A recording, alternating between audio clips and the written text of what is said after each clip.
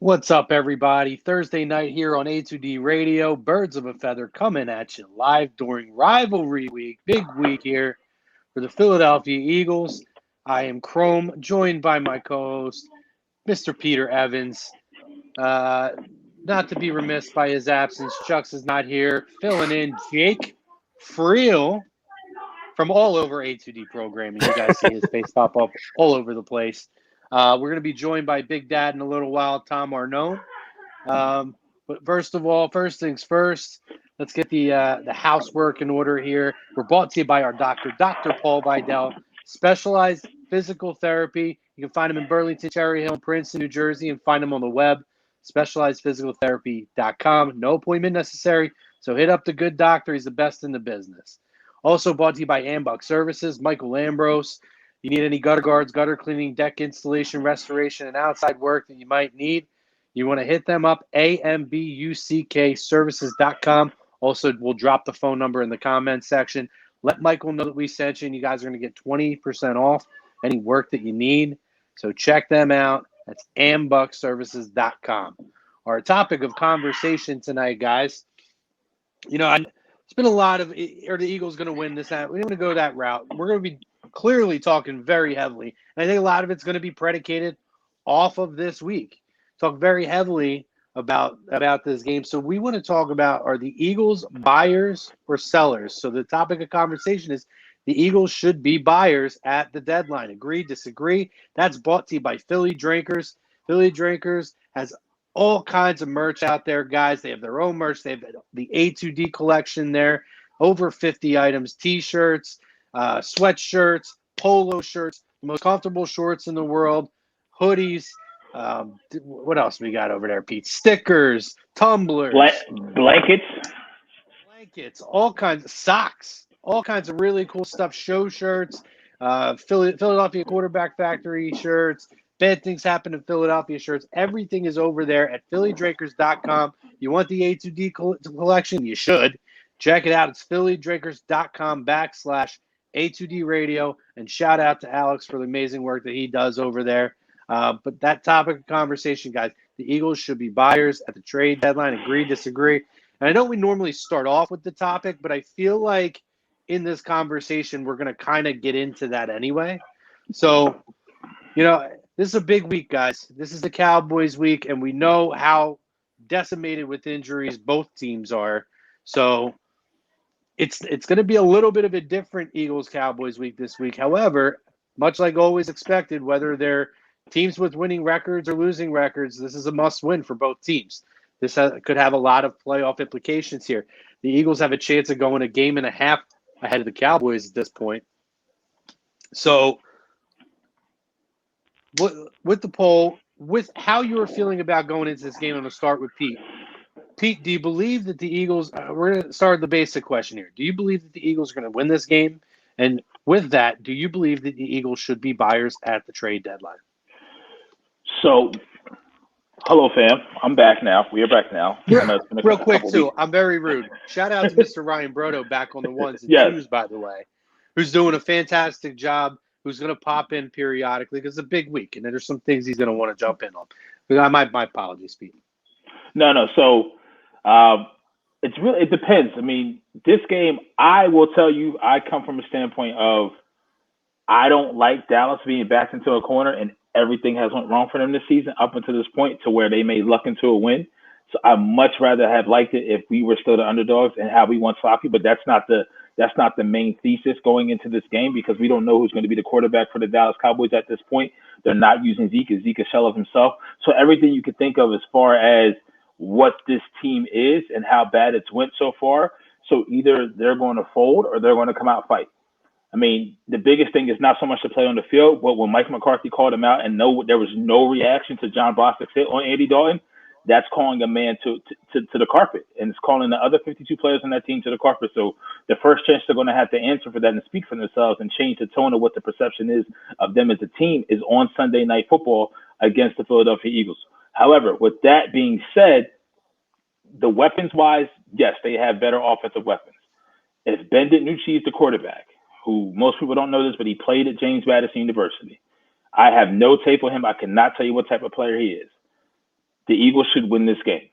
And the Eagles, for me, need to win this game more than the Dallas Cowboys because I've been saying it for the past couple of weeks. Dallas has already shown you they traded Everson Griffin. They released Dontari Poe. They released Daryl Morey. They're already in tank mode to try to get whatever they can out of the draft. I would not be shocked. Hot take here. You can call it for what you want. That if they lose this game on Sunday, there may be real consideration that Zeke Elliott is traded by Tuesday. No bullshit. No bullshit.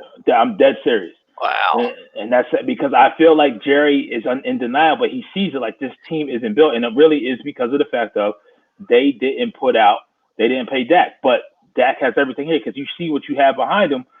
And that offense just isn't hitting with Andy Dalton. And Mike Nolan isn't the defensive coordinator. But you're not going to – mid-season, it would take a big settle from Jerry, a big set of balls to sit here and walk away from Mike McCarthy and Mike Nolan at this point in the season, not even having to finish the first year. As long as, and you could, well, the reason I say about the Zeke point is if you look at Mike McCarthy's offenses, they never truly heavily ran the ball.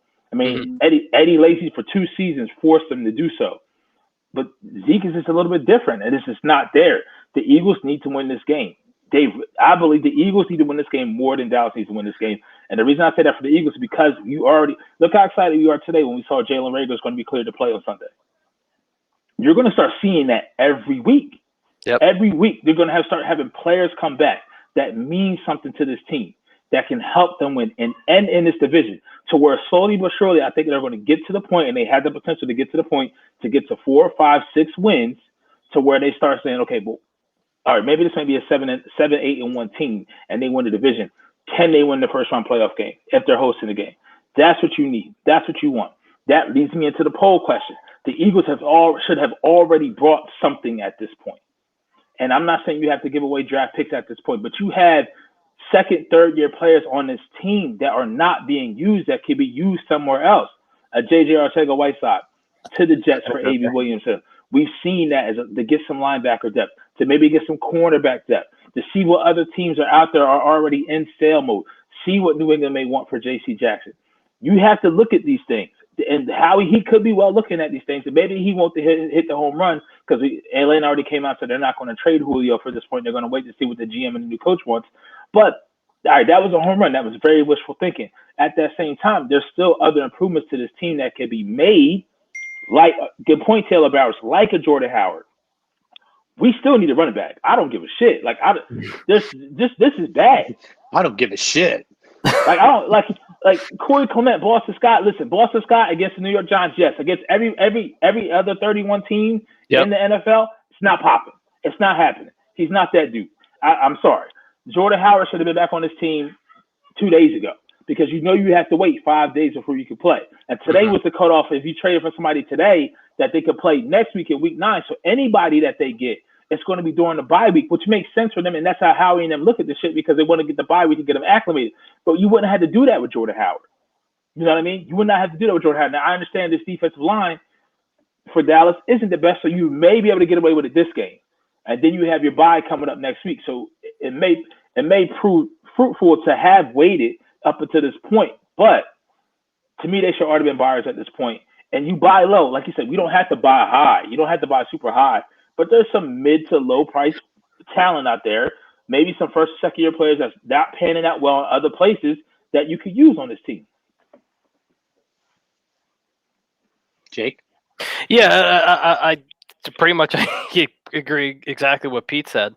When it comes to the trade deadline, yeah, they should be buyers. But again, it doesn't need to be anything sexy. It doesn't need to be a big, huge name or anything like that. We're talking about it's pretty much if the Eagles don't lose the division, the season is going to be a major disappointment just based on what you have around you in this division. And like Pete said, you have to win this game. The Cowboys defense is, I think right now, statistically the worst in football. And then you have, what's his name again? DiNucci? Ben DiNucci? Ben DiNucci, yeah. Ben DiNucci, who, again, the rookie 7th round pick, don't know what he is or who he is.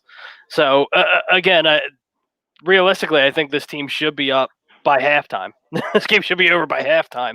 But again, we live in Philadelphia, and again, it's never how we think it should go. It's always close. It's always just a drama-filled game. And again, I don't think it's going to be the case. I think it's going to be one of these where we can sit back, relax, enjoy the game. But to the poll question, yes, I do agree that the Eagles should be buyers at the trade deadline. Yeah, I mean, I think realistically looking at it, guys, we're sitting at 2-4-1 right now. Mm-hmm. You win this week, that puts you a game and a half up above Dallas, which, again, I mean, I don't know. It's hard to say who the measuring stick for second place in this division would be because it's atrocious. But you look at the next three games, including this week, you have Dallas, you have the Giants, and you have Cleveland. Three very winnable games. This team could actually get over 500 and get to a point where they're 5-4-1. They got a tough stretch after that because then you have Seattle, Green Bay, and Arizona before you round out the season with the Cowboys and with Washington again. However, listen, they have an opportunity now where, and if they could steal one of those games, then they're going to end the season at over 500 with the tie. So there should be no reason that this team can't go on a run right now and win at least one out of, and I'm not even including to me, they should win these next three games and be able to take at least one out of those three games. More than I think Seattle probably steamrolls them. So you're looking at probably your best chances are Green Bay, who Green Bay at times this year has looked terrible. And Arizona, I don't know about Arizona. Are they the real deal? I think they are. Kyler Murray's an absolute pimp. But, Arizona is a team that maybe you could steal one. But, if I was putting my money on that, it would be Green Bay, who we always seem to play well. But that alone, the fact that you do have a chance to salvage this season and get into the playoffs. Thank you, Ralph. I appreciate that. I always wear the Reggie White shirt on Cowboys games. But salvage the season and actually turn it to a positive. Get some momentum prior to playoff time. There, you have to do it. And honestly, I think it might have been Bill Middlebrook earlier who made the comment in here.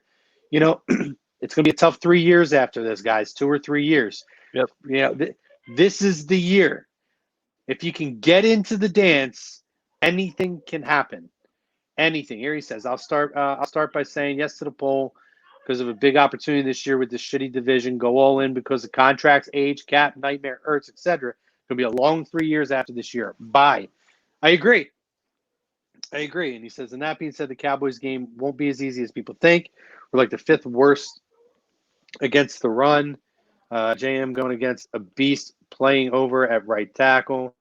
I believe this game will be And tight. I hope he's not talking about DeMarcus Lawrence because DeMarcus Lawrence has been the shell of himself all fucking year. Yeah. He got paid and took a nap. He got paid and took a siesta. Pretty much, Pete. Yeah. He got paid and took a siesta. And this is the thing, I saw it was a Caden's mama on Twitch. She chimed in saying she was a Dallas fan. They're going to come out with a fight. You take that fight, you punch them back in the mouth, and you let them know the reason why they're a 2-5 team. Yep. Yeah. And they really should be 1-6. They really should be 0-7 because, Dak pulled some miracles out of his ass to get those 2 wins. You feel what I'm saying? And honestly, we're at the point where this team every week they should be doing the Eagles. They should be. This should be a closer game, even with a loss. Everything should be, and it never plays out that way. This should be a runaway game, despite it being a divisional game, despite it being the Cowboys. This should be a runaway game. This should be a 20 to 25 or 30-point victory easily. However, you can't tell me 20, 25 points. This shouldn't belong. No, this should be, like Jay said, this should be over by halftime. This should be, even if Andy Dalton starts, man, that's a different team. It's totally different. If Dak Prescott's in there, we're having a whole different conversation. But Dak Prescott's not in there. And you have Andy Dalton in there. I believe in the story that I don't think these guys are buying into Mike McCarthy. I think earlier, another thing, it might have been Ted. Somebody put in there that they think they wouldn't be surprised if it's one and done. Wouldn't shock me. Chucks has had him pegged for years. Chucks has always said he thought McCarthy was an overrated coach who had Aaron Rodgers as a crutch to his success.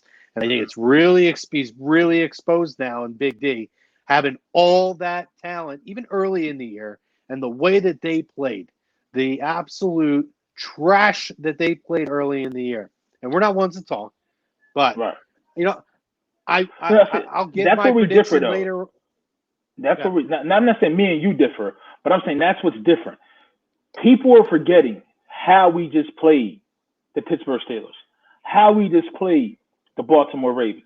We learned more in those losses than the wins that we've had this year about this football team. If you truly, truly look at it, you look at who we played and those losses, and they weren't losses to where we didn't have a chance.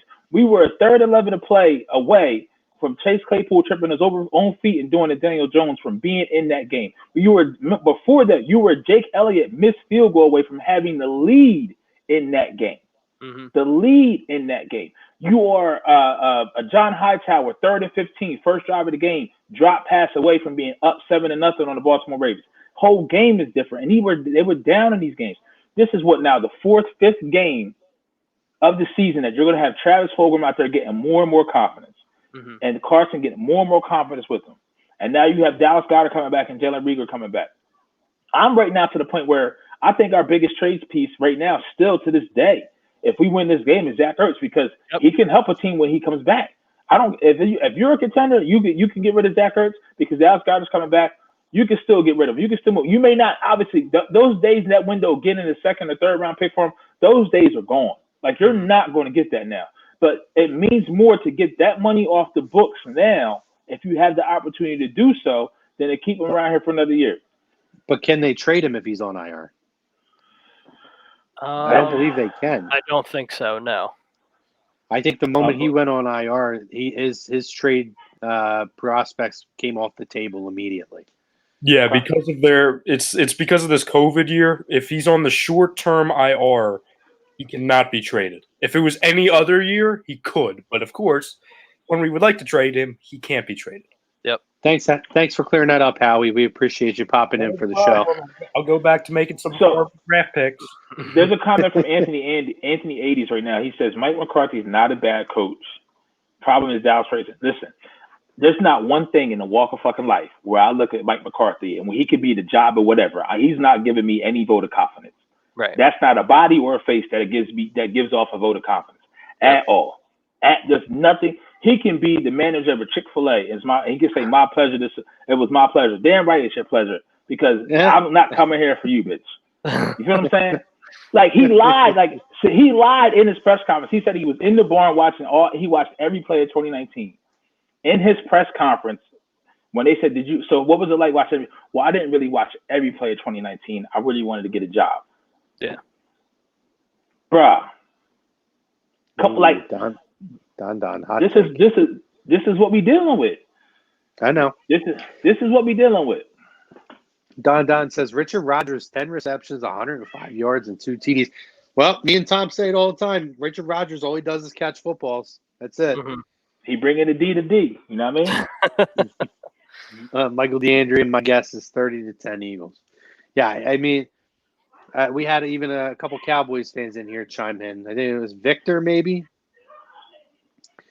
Our NFL rules analyst, my brother. Victor says, if y'all don't beat us by 30, y'all might as well give up on the season too. I mean, that's a little far-fetched. There's no reason we shouldn't, though. The roles are reversed right now, and that's what scares me. Yep. That's what scares me. Usually, this is Dallas wolfing all the shit.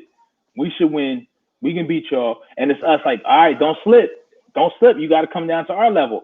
Yep. And now, for this team, we've seen it for the Eagles, when they are the favorites in a game like this where we all know they should win, we can go back 6 weeks ago and look at week 1 against Dallas, against Washington, up 17-0. The Cincinnati Tide now may not look as bad because Joe Burrow is a simple pimp. He's a baller. We see that. The Rams game, what they did to Chicago Monday night, that game doesn't seem as bad. But they played better against the Ravens and the Steelers than they did against the Bengals and the Rams. If we got that performance against the Bengals that we got against the Steelers and the Ravens, that's a win. And now you're looking to be 3-4. Now this game you go up, you can break even, be 4-4. But that's not the case. We got 11 as the quarterback. The offensive line is coming back to be somewhat healthy. I just don't know who's going to run the ball. So that means Carson's going to have to throw it 40 times. Yep. You know what I mean? And it's like I just don't know if that's the style of game. If we can win, everything has to go right. And this team, I'm worried because I said it after the San Francisco game.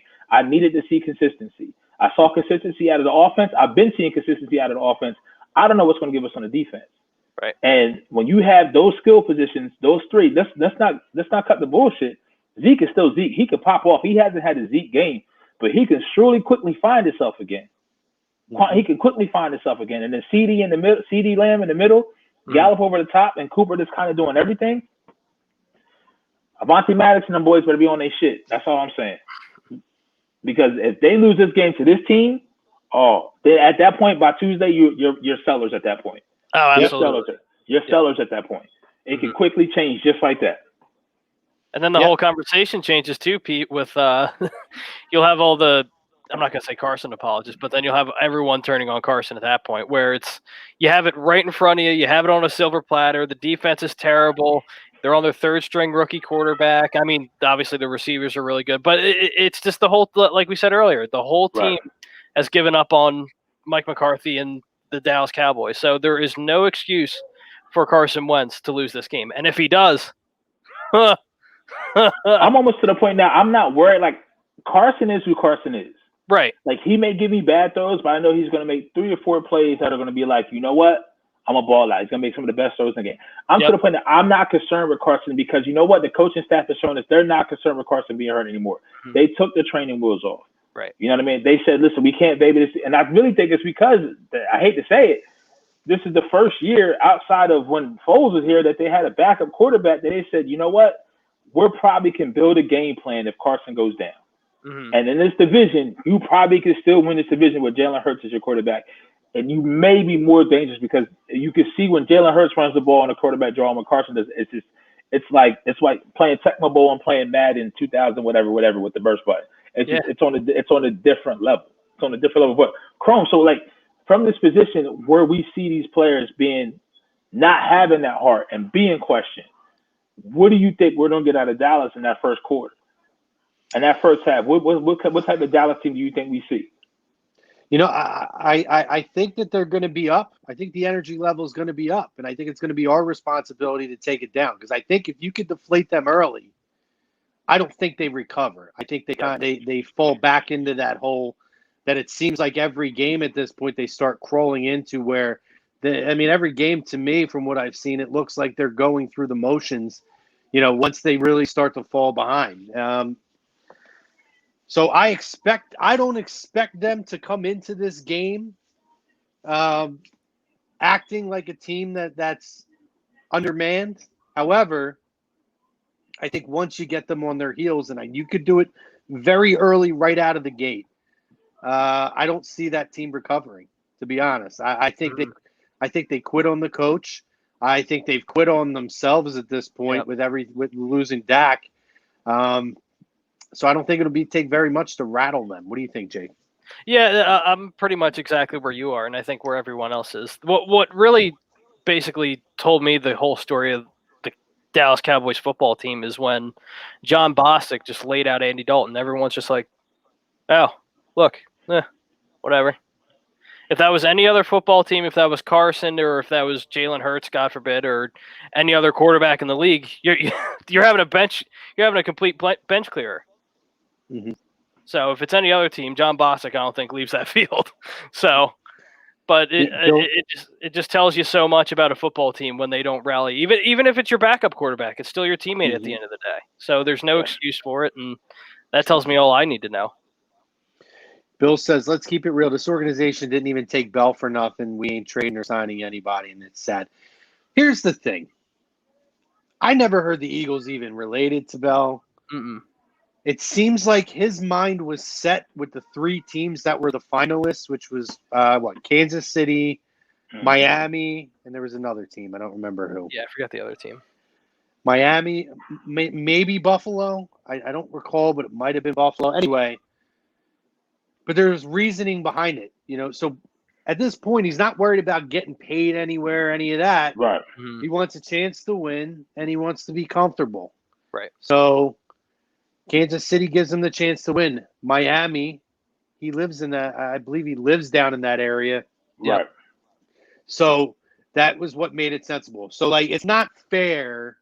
There's a lot of things that this organization and our puppet master Howie do that is frustrating. But to throw out like a name like a Le'Veon Bell or even an Antonio Brown at this point, I don't find that to be fair to them. You know, that's pure speculation on our parts. So and to be honest with you, this is why it makes Seattle look so good. Yep. Because they spent the extra money to go get Carlos Hyde. Chris Carson may be week to week, day to day. Now with Carlos Hyde, they may not miss a beat. You know what I mean? With Kenyon Drake and Chase Edmonds, so our depth at that position, we put. To be honest, listen, I know he's a local kid, but Corey Clement should never been back. You should have found. You should have been able to find something else or someone else.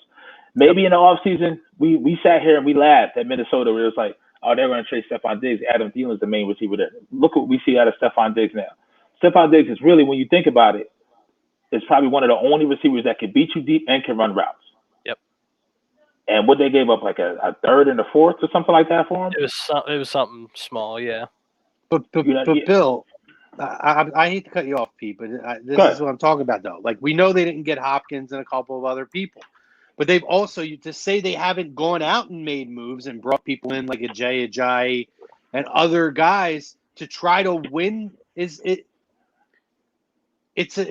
just not an accurate statement, Bill. You know, they didn't do it when you wanted them to do it. They did it when they felt like it was something to do. And I'm not defending them because absolutely Hopkins and Yannick and some of these other people that were out there, they absolutely should have been in.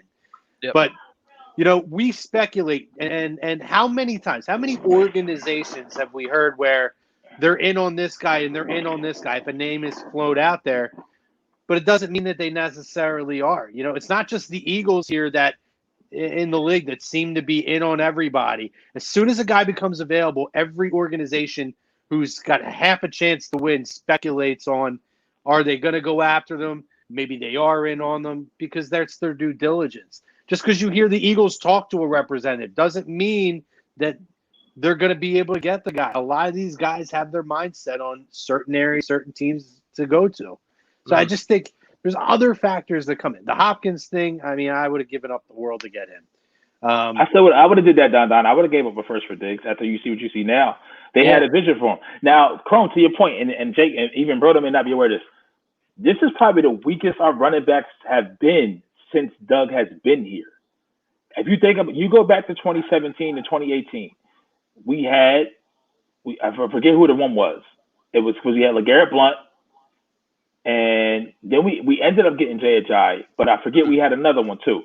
Who was it? I can't remember. Was it Corey Clement? Corey Clement? Yeah, I mean, it was LeGarrette Blount, Sproles, and Clement, and then Sproles got hurt against the Giants, so then we went out and got Ajayi. Okay. And then the year after that, so even last year, you had Sanders, you had Scott, and you had Howard. This is the first year where I think that behind Sanders, I mean, Scott has proven to you in 3 years, he's a Sproles light, but you need somebody else. I mean, don't get me wrong, Dallas' defensive line, and they really can't stop the run. But the biggest thing is, I think we're speaking from a standpoint as the Eagles fans basis, we need to win this game. But I'm not saying we're looking past Dallas, but we have bigger aspirations for the rest of the season than Dallas does. Yep. Even Dallas is a fan base. I think we're correct in saying that. We're looking at, let's get this shit right and strong as we can so that when we come back healthy, that we're in a position to be able to sneak up on people. You feel what I'm saying? To where we could have been in a better position if our GM devoted better resources to other positions instead of trying to be stacked at so many other positions that, while proving fruitful, don't get me wrong, Javon Hargrave, $10 million a year, I wish he got paid $8 million, and the other $2 million could have been put somewhere else. You know what I mean? Pete, to your point, and I'll ask you guys in the fam at home. So I pulled up the running back core from Doug's rookie season, 2016, because this is the only one that really rivals it. Like, we could talk about obviously 2018 because that was like I can't even remember his name. The guy who everyone fell in love with, and then he like, it was an awful, you know what I'm saying? But that was also after we got hurt. I know somebody will bring it up in the comments, but you talking about Josh Adams? Josh Adams, thank you. Yep. See, he was so bad, I don't remember his name. So I'll read you this running back core and tell me if you would rather have had this in 2016 or the one we have now. The 2016 running back core was Ryan Matthews, Darren Sproles, Kenyon Barner, and Wendell Smallwood. Yep, I'll take that in a heartbeat over what we have. I'll take Smallwood right now. Yeah, Me too. Yeah. I'll take Barner. Barner's better I than would take Barner. Yep, I'd take Barner. To me, Corey Clement is sort of like a modern day Vince Papale's story. I know they didn't get there the same way, but it's an undrafted guy who got a chance, was able to come in and make a major impact for that one season, and really only in a certain number of situations, had an amazing Super Bowl, and people still hang their hat on what he did in the Super Bowl as a gauge for this guy's talent. Yep. And it ain't, and the Eagles are are a group of those people. Yep. And he's not that guy. You know, I mean, I just think back to when we started this show here on A2D, you know, just about almost 3 years ago, you know, next month. And from day one, when we talked about Corey Clement, and Chuck's pegged him. And to this day, I still see the same thing. He has no patience in the backfield. He gets a ball and he just runs right into the line. He doesn't allow holes to develop.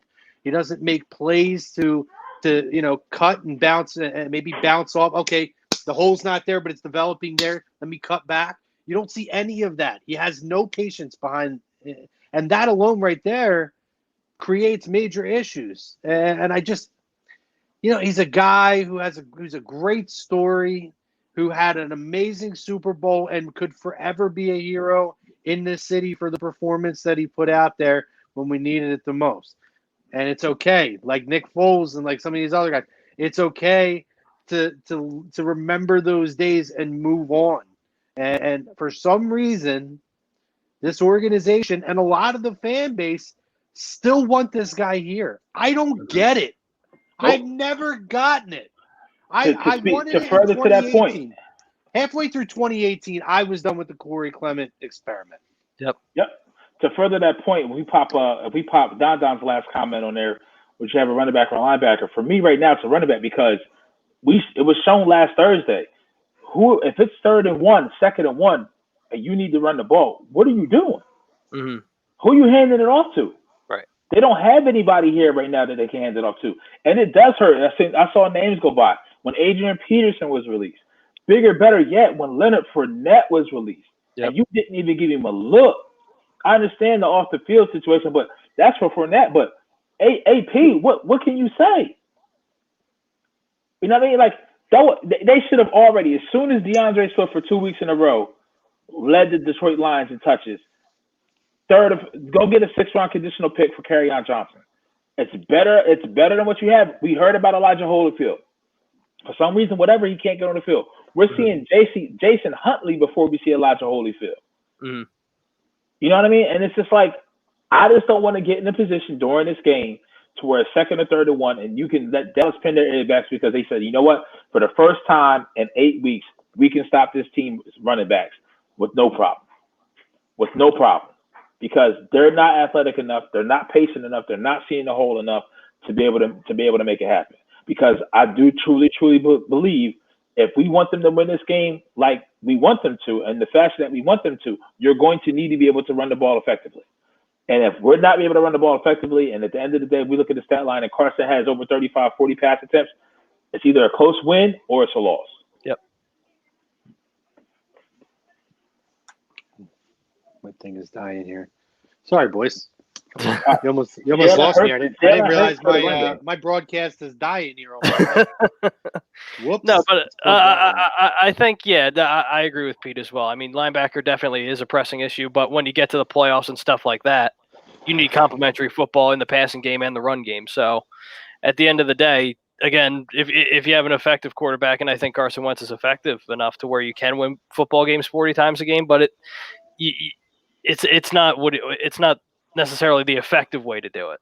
because you're just going to hurt him in the long run. You're going to give him more chances to get hit, and this offensive line, at least right now, isn't really the best at pass protection and stuff like that. So, again, this is why you need a good running game to just take the pressure off the quarterback as well. And, again, having a running back as an additional blocker would be nice too, but could have had J.K. Dobbins. But, again, Jalen Hurts was apparently the preferable person. But, again, it is what it is.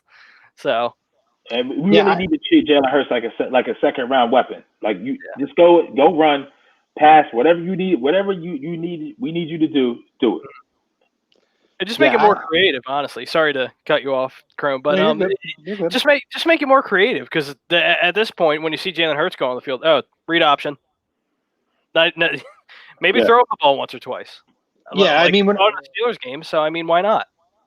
Yeah, I mean, when we're looking at the trade deadline, and that's kind of the premise of this conversation to me, it's what's gonna be most beneficial to this football team right now. And without question, I think the difference maker is absolutely more depth at the skill position of the running back. I mean, at this point, we know they need to address the linebacker situation, but I think unless you can get somebody for nothing. I think that's something at this point we just have to chalk up for. It is what it is. Yep. But there are going to be people out there. There's going to be opportunities out there for the running back position that you can provide some depth for Miles, that we need to work Corey Clement out of this rotation or push him back to an RB4 if they want to have, that deep of a depth chart. But to me, the running back situation, finding ways to put more points on the board is what's going to be important, and particularly to control the game on the ground, because that's been very inconsistent this year. And then we're finding where Carson then has to throw the football more, has to take more risks, which in turn is creating more turnovers, whether he's fumbling the ball, whether he's throwing passes inaccurately, or whether passes are getting tipped at the line or going off a guy's hands and into the defender's hands. There's a lot of issues that come from that. I think at this point they need to make a move to provide some depth for Miles Sanders if they're going to have any shot at making a run, because I just don't see the linebacking addition in the end. If that's the only move that they make, I don't see that being a game changer for them for this season. Mm-hmm. So, Anthony, we're not talking about Hurts playing quarterback. You do know that, right? I've seen you've been following the show for the past 25, 30 minutes. We're talking about him as a weapon, to use him as an explosive weapon, because he may be, with Rieger coming back, he may be the next best explosive weapon you have on offense. Mm-hmm. I need positionless offense right now outside of Carson Wentz.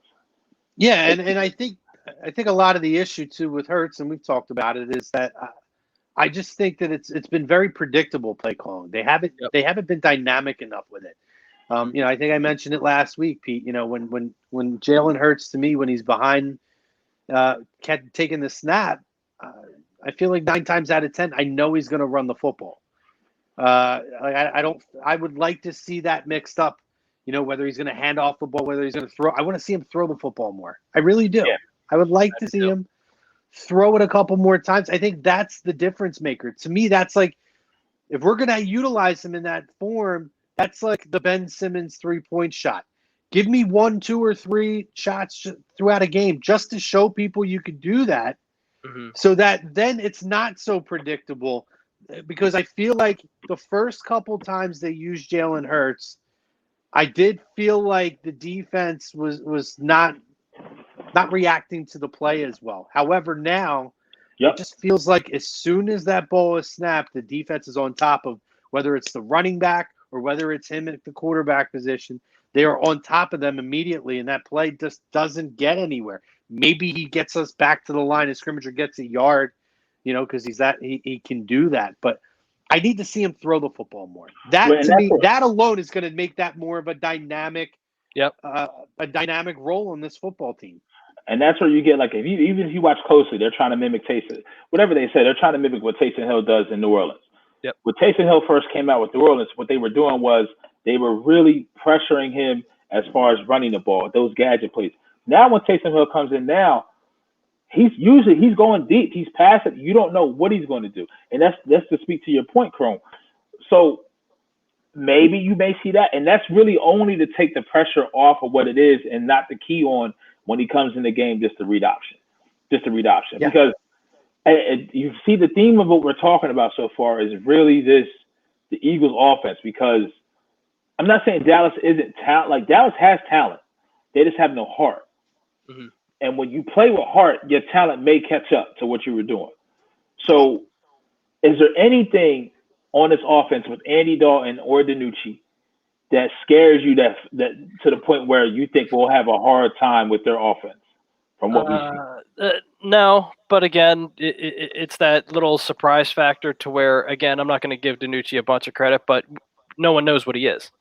No one knows what he really is right now. I mean, you give him a week of preparation with arguably some of the best guys at their position, and Amari Cooper and CeeDee Lamb has shown he can play. And obviously the offensive line for Dallas raises a lot of questions for the running game and stuff like that. But again, I'm not going to say like confidently that we'll be able to blow them out, because again, with DiNucci, I don't know what he is. If I knew he was like a journeyman quarterback and he just wasn't anything special, he was just there to be there, just a guy to have in the quarterback room, that I'd be like, okay, sure. But again, we've had these moments in Eagles history to where we're like, oh, we're going to win this game, we're going to blow them out. Well, it's Eagles football, so again, you never know. They like to keep it interesting. So we got Margaret Miller, who said Eagles win. Please say my name. So we did. We hope so, Margaret, that Eagles win. And Kate, yes, thank you, Brodo. Yes, we have issues with QBs that run. Did you not see what Lamar Jackson did to us in the third, when he really got pissed at what the offense was doing? And I said he was pissed. Yeah, we've had that very next play to the house. Yep. Did you not see Daniel Jones last Thursday? Thank you. I was going to say, we had trouble with a guy who fell down. He fell down. I didn't know he was. Can we go back and so since this show is like pretty much Thursday nights going forward, we don't do as much of recapping. We do kind of more of previewing. But let's go back. Can we please talk about the Daniel Jones fall down? Because I have to say the internet wins again, as always, undefeated. Did you guys see the wrestling ones that came out? They're my favorite ones. With the RKO? No, the Booker T ones, my favorite. The Booker T one. They had Seth Rollins doing the curb stomp. Oh my God, what were the other ones? Stone Cold. Yep, there was a bunch of them. They were unbelievable. It was one of the best things I've seen. But yeah, I mean, I didn't know he was that fucking fast, bro. That Jesus Christ. Yeah, that's what I'm saying. I didn't know he was that fast. I knew he ran at Duke, but I didn't know he was like that. Yeah, right. Can we trade for him as a running back? So he can't hold on to the ball. No. There was a Kurt Angle one doing the ankle lock. Oh yeah, I did see that. The Dudley's doing the 3D through the table. Mm-hmm. Wow, so good. So Josh Rodriguez. I mean, if you're a Dallas fan or Eagles fan, I'm not sure, but you need to pay attention.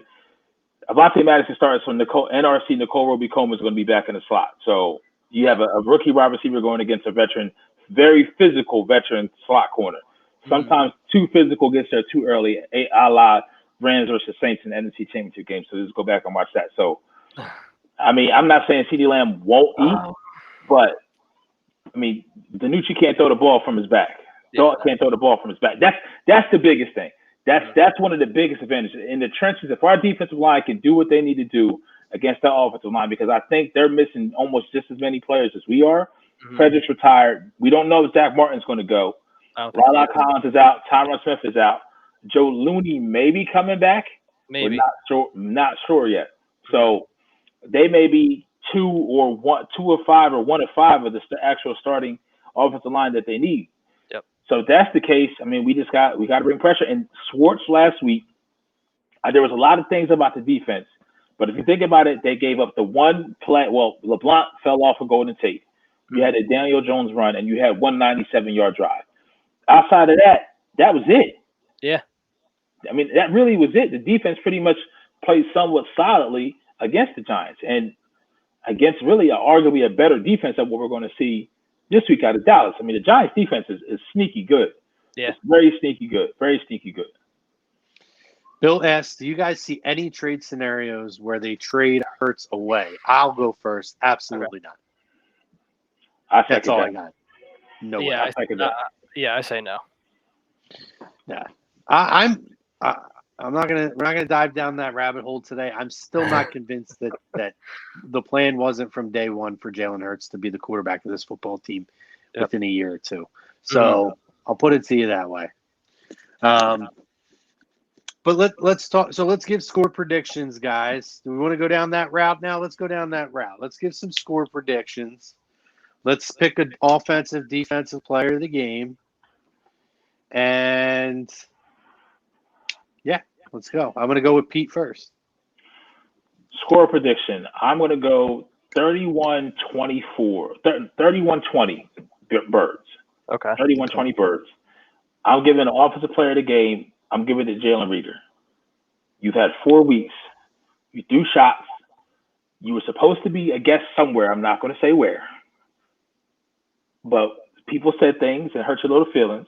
So hurt everybody else's feelings, shut everybody up, especially the Eagles fan base, like you have to call out on social media, and show everybody that you have that right to be considered one of the first round picks of the NFL draft as these wide receivers course. We see everybody else, Justin Jefferson balling out the pick right after you. And you see CeeDee Lamb balling out. Jerry Jeudy's kind of been quiet, but his quarterback situation is a little bit different. Yep. Ruggs has been quiet as well. Defensive player of the game, I'm going to give it to him. To say this, I'm probably our most consistent DN right now, and that's Derek Barnett. Seems like he's making a big play every week. I need him to eat as well. Yeah, I mean, that's it for me. 31-20, Reagor, Barnett. Let's get this W. Going to the bye week on to Cincinnati. Okay. I think with me going score prediction wise, I'm gonna say 31-15 with the Eagles. Offensively, Pete took mine, so gonna have to change it up a bit. I think with me, I'm gonna go with Travis Fulgham. I mean, he continues to impress. He continues for being an undrafted guy to come out of the situation to be a walk on from what college did he go to Old again? Dominion, ODU, Virginia. Yep. Being a walk on Old Dominion, now on an NFL roster, being a number one wide receiver on an NFL team. It's a heck of a story, and he has all the ability in the world. And with this piss poor of a defense you're going up against, and with the numbers that he's been given these past 4 games, I expect him to have numbers similar to what he had against the Pittsburgh Steelers on Sunday. But I think defensively, I'm going to have to go Fletcher Cox because just mainly we need him. We're paying him a bunch of money, and so far I think he only has 1.5 sacks this year. So I need him to get on the stat sheet a little bit. And that's pretty much it on my end for predictions. Yeah, guys, for me, see, that's good ones. I think Fulgham's going to have a really big game too. Just to throw a different name out there, I'm going to go with the name that was mentioned earlier that's totally off the radar. I think Richard Rodgers is going to be a difference maker in this football game. I think Richard Rodgers very easily could have 6 catches for 70, 75 yards, possibly a TD. Even without the TD, if Richard Rodgers is catching 6 or 7 passes for 70 or 75 yards, that means the offense is moving the football. So I'm going to go Richard Rodgers on the offensive side. On the defensive side, I'm going Malik Jackson. I don't have the confidence in Fletcher. I think Malik has come back this year, coming off of last year with something Is to he prove. playing this week? Am I wrong? Is he not playing? I think he left last week early. But I haven't heard about him on any injury reports though. I know he was limited. I could be wrong. I could be very wrong. Why are you doing this? Bobby Eagles got it. I'm not sure if they activated Goddard from the IR, so that opens a 3-week window for him to play. He's practicing. Most people are speculating that he'll play. Okay. Well, so if they play, get ready for more 12 personnel. That does help in the run game. Yep. That will help in the run game. Yeah. So I'm going to just stick with him, assuming he's playing. Okay. Malik Jackson, just because I feel like he's been maybe the most. You know what? I'm going to take it back. I'm taking it back, guys. Pulling it back. I'm going to go Derek Barnett here in a big game against Dallas. A guy who I think is getting better as the season is going along. And we talked about it last week, Pete, about how the rotation of him and Josh Sweat has been spectacular. in my opinion, it's been one of the bright spots this year that both guys seem to be playing well when everybody thought it was going to be one or the other. I think that continues this week. I also think that Derek Barnett, this is a game, it's a rivalry game. It is a game that's going to give you some distance in the division. And I feel like Derek Barnett always comes up big in games that you need to win, even when he's not playing well consistently. So I'm going to take it back on Malik, also partially because I don't know if he's definitely going to be in the lineup now. But I know Derek Barnett's going to be there, and I'm going Derek Barnett on the defensive side of the football. And honorable mention, even though he's not, any kind of a wild pull, I think that Darius Slay gets back. We start to see him get some confidence and starts to get back to the Darius Slay that we expected to get this week. I think the defense has a really good game this week, a really strong game this week. Yeah. I'm not concerned as much, knock on wood, with the receivers. I could see Zeke having a big game. I'm not so concerned with the passing game because I do believe that this defense is going to put pressure on the quarterback, whoever it is. And I believe that they're going to force them to have to make quick decisions to where you can take a lot of these skill players out of the equation for the most part. So the thing we can't do, though, guys, that we did last week, we can't let a couple of big plays dictate the fact that a team is in the football game, because the reality is the Eagles dominated the Giants last week. However, it was about 3 or 4 big plays that created the difference, and a missed field goal that created the difference of a tight game late in the game. So Barnett has been underwhelming. That's not true. That's not true that Derek Barnett's been underwhelming. Would you like to see more consistency? Yeah, but I mean, he's made plays when he needed to. When the plays are there to be made, he's made them. Who's having a better year, Derek Barnett or Fletcher Cox?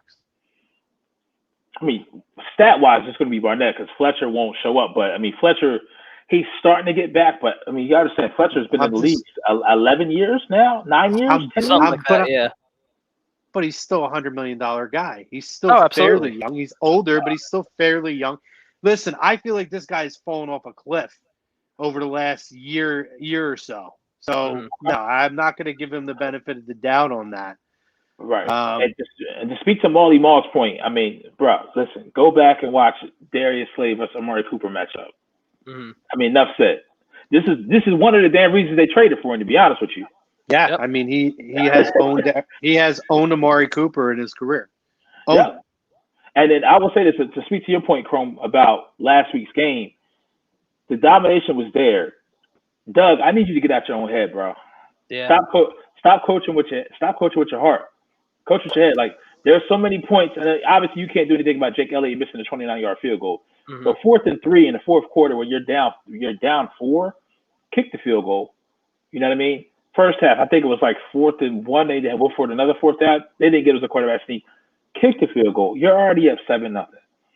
Against these teams that you're supposed to beat, let's go ahead and do it. Now, J-Mac has a point. Now, I won't say he has a point. Derek Barnett's $10 million next year. Do you think this team picks up his 5th-year option? If they had to make a decision right now on Derek Barnett for his 5th-year option? Yes. Okay. I think so. Okay. I am not as sold that they do because they're the cap hell that they're in. That's good. You know what I mean? If anything, I think the Eagles make trades on Tuesday just to get rid of Cap. Yeah. Well, there is some rumors going around. Per Adam Kaplan, there has been some trade interest around the league focusing on Derek Barnett, with one AFC team in particular showing interest. So whoever that AFC team is, I mean, I would trade Derek Barnett. I don't know, man. I don't know. It's because what this team is right now. I don't know who you have behind him. Right. I mean, you have Jannard Avery, but again, he's just a guy. And Josh Sweat, his knee can't take that many snaps. He can't be a 40. Can't take the bulk of the load. Yep. At all. You know, I mean, try to get creative and move Jeffrey. Try to get creative and move JJ. So you got to try to get creative and move some of these, especially if you win. And you kind of see how it's set up, because really for this division, it's almost like, what was it? What was the 44-6 year? Was that 08? That was 08, right? Yes. So it's almost like that. Obviously, a lot of shit needed to happen that day. Mm-hmm. But I feel like what's happened, how the division has played out, it's almost like things are starting to fall into place to where you got a legitimate shot. I'm not a believer in Seattle like that to that point by the time that we play them. And we played them here. Not a believer in Cleveland. I think Nick Chubb is still going to be out. OBJ went down.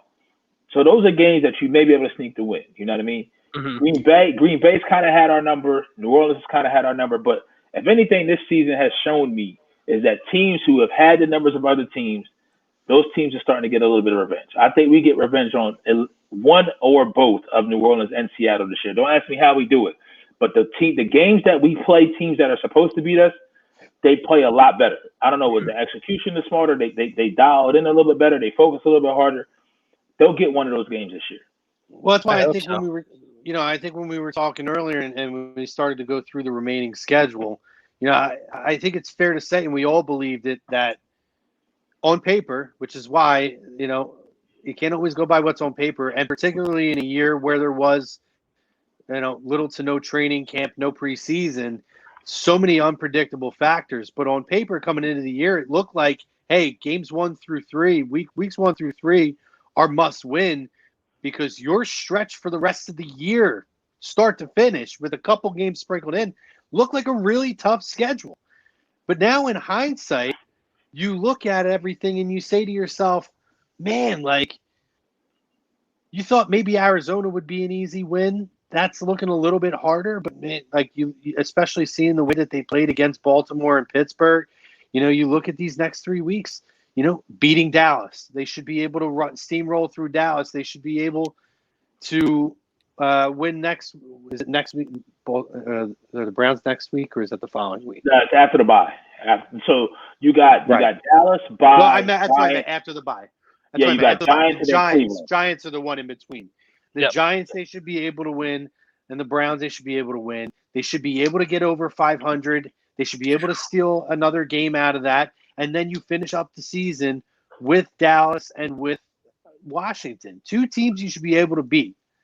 So, in hindsight, they're not in that bad of a situation looking at things, and we just need to not do that thing, guys, where we play up and play down the teams. The thing I always bitch about what the Pittsburgh Steelers do, I feel like we're seeing a little bit of that this year. You're right, Pete. Maybe in hindsight, you're right and you're wrong. Maybe in hindsight, tying with Cincinnati and seeing the type of player that Joe Burrow looks like he's going to be isn't as bad. However, Carson made the plays to put them in a position to win that football game.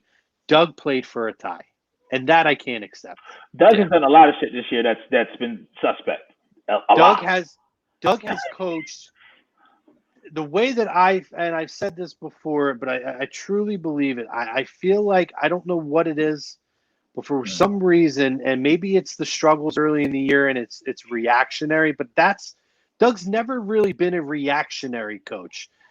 He's always been a guy, like there's coaching aggressively, and then there's coaching out of panic and reactionary. And I think we've seen a lot of that. I think we've seen a lack of the decision-making process in terms of, I think he's making his decisions hastily. In a panic, right? More panic. I'm trying to think of a better word. So question, I get your point, and I'll bounce this back at you. What is it that has him panic though? Why would a Super Bowl winning head coach need to panic in year 5? Listen, there's a lot of pressure on this team. This team was expected to do a lot this year, and the fact that they are probably going to have a drop off after this year. I'm sure that there's a feeling, and now seeing how the division actually is, I do believe that there is pressure to give it one last run this year before you have to start taking some of the pieces, and you do have that downtime, because this is a very impatient city now, Pete.